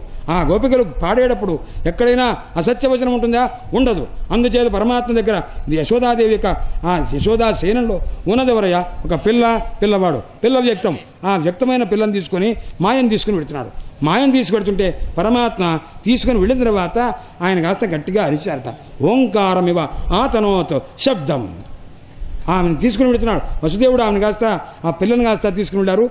ఆ పిల్లకి యువతలో ఉన్న ఖాళీ స్థలంలో ఎక్కడైతే ద్విభుజుడైన కృష్ణ పరమాత్మ అవ్యక్త రూపంతో ఉన్నారో అక్కడ పెట్టారు ఈ చతుర్భుజుడిని. అప్పుడు పెట్టేసరికి అప్పుడు కృష్ణ పరమాత్మ యొక్క నిజమైన పరిపూర్ణమైన అవతారము అక్కడ ఆవిర్భూతమై ఒక ధ్వని చేసింది. ధ్వని చేసేసరికి చెప్పారు, ఆయన ఆనంద బృందావన చెంపూకాడు అంటాడు, ఎప్పుడున్నా చూచావా అదృష్టం కేనాపి క్వచనచ చిదానందలాభి. నాయన ఇంత అడుగు ఎవరు చూడలేదు నన్ను. కేనాపి బ్రహ్మణాపి, బ్రహ్మదేవుడు కూడా చూడలేదు ఇలాంటి దివ్యమైనటువంటి రూపం అన్నమాట. అందుచేత ఇలాంటి అనాఘ్రాతం భృంగై, ఇది వరకు ఇలాంటి దివ్యమైన రూపాన్ని ఉపాసన చేయలేదు, భృంగ సదృశులైనటువంటి ఋషులు చేయలేదు అనమాట. అలాంటి క్వచన చిదానంద యశోదాయా క్రోడే, యశోద యొక్క ఒడిలో ఒక పరబ్రహ్మతత్వం ఉందయ్యా అన్నారన్నమాట. అలాంటి పరబ్రహ్మతత్వం ఆ చూసేసరికి ఎలా ఉన్నాడన్నాడు. ఆ మహానుభావుడు ఒక నీలమణి ఉంటుంది, స్వచ్ఛమైన నీలమణి. ఆ మణిలాగా యశోదాదేవి పక్కన ఉండేసరికి వెంటనే ఆమె చూసుకుందిట. చూడంగానే పిల్లవాడు ఎలా ఉన్నాడు ఆయన?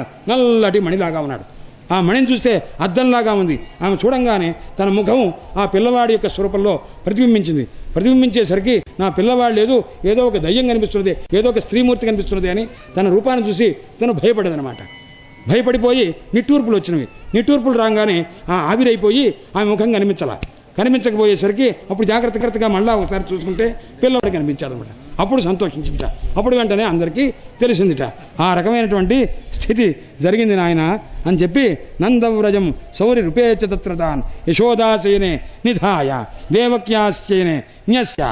ఈ పిల్లని తీసుకొని దేవకీదేవి యొక్క శయనంలో పెట్టారు. వెంటనే అప్పుడు అందరికీ కూడా ఆ యోగమాయా ప్రభావం చేత ఇంతకుముందు తీసి తలుపులన్నీ తీసినట్టు ఆ యమునా నది యొక్క ప్రవాహం కాస్త తప్పుకోనున్నది. పరమాత్మ వస్తున్నారు. ఎందుకంటే భర్త వచ్చేసరికి భార్య ఏ రకమైన గౌరవం చెయ్యాలో పరమాత్మ వస్తున్నాడు, పైన పెట్టుకొని వస్తున్నాడు, వసుదేవుడు వస్తున్నాడు. అందువల్ల తన భర్తకు దారి ఇవ్వాలని చెప్పి యమునా నది దారి ఇచ్చిందిట. ఆ రకంగా ఇలా ఎప్పుడు జరిగిన తర్వాత అక్కడ కృష్ణ పరమాత్మను పెట్టిన తర్వాత యశోదాదేవి నందపత్ని ఇద్దరు. యశోదాదేవి ఎవరయ్యా అన్నారు? నందపత్ని అన్నారు. ఎందుకు యశోద అని పేరుతుంది? యశః జతి ఖండయతి ఇది యశోద.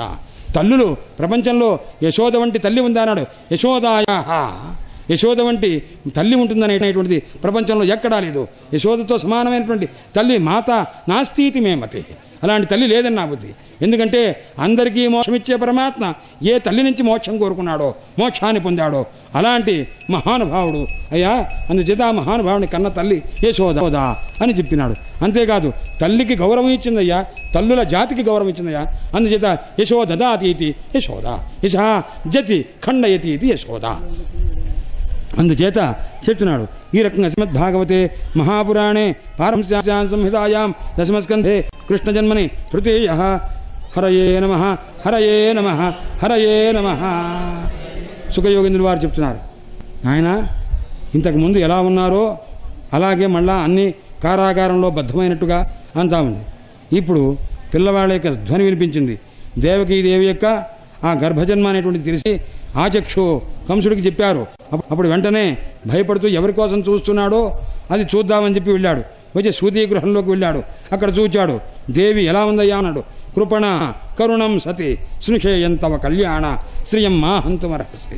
ఈ పిల్లని కాస్త ఏం చేయవద్దయ్యా అన్నాడు.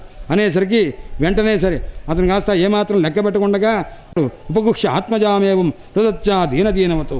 ఆ దేవకీదేవి దుఃఖపడుతున్నా సరే తీసుకున్నాడు. గట్టిగా తీసుకొని కాళ్ళు పట్టుకొని ఆమెను కాస్త రాయికేసి కొట్టేటువంటి రీతిగా అపోధయచ్చిలాపృష్టే స్వార్థోన్మీలిత సౌహృద.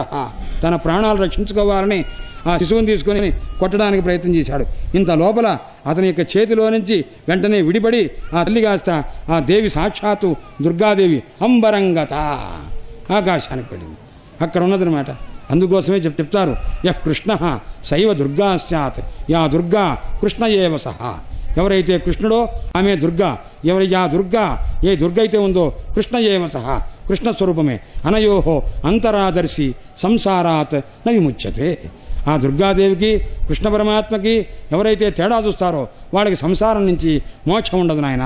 కాబట్టి కృష్ణ కృష్ణ కృష్ణ కృష్ణ అని అనుకోండి, దుర్గా దుర్గా దుర్గా అనుకోండి. ఇద్దరిని ఎవరినైనా సరే అనుకుంటే స్మరించినట్టే లెక్క అనమాట.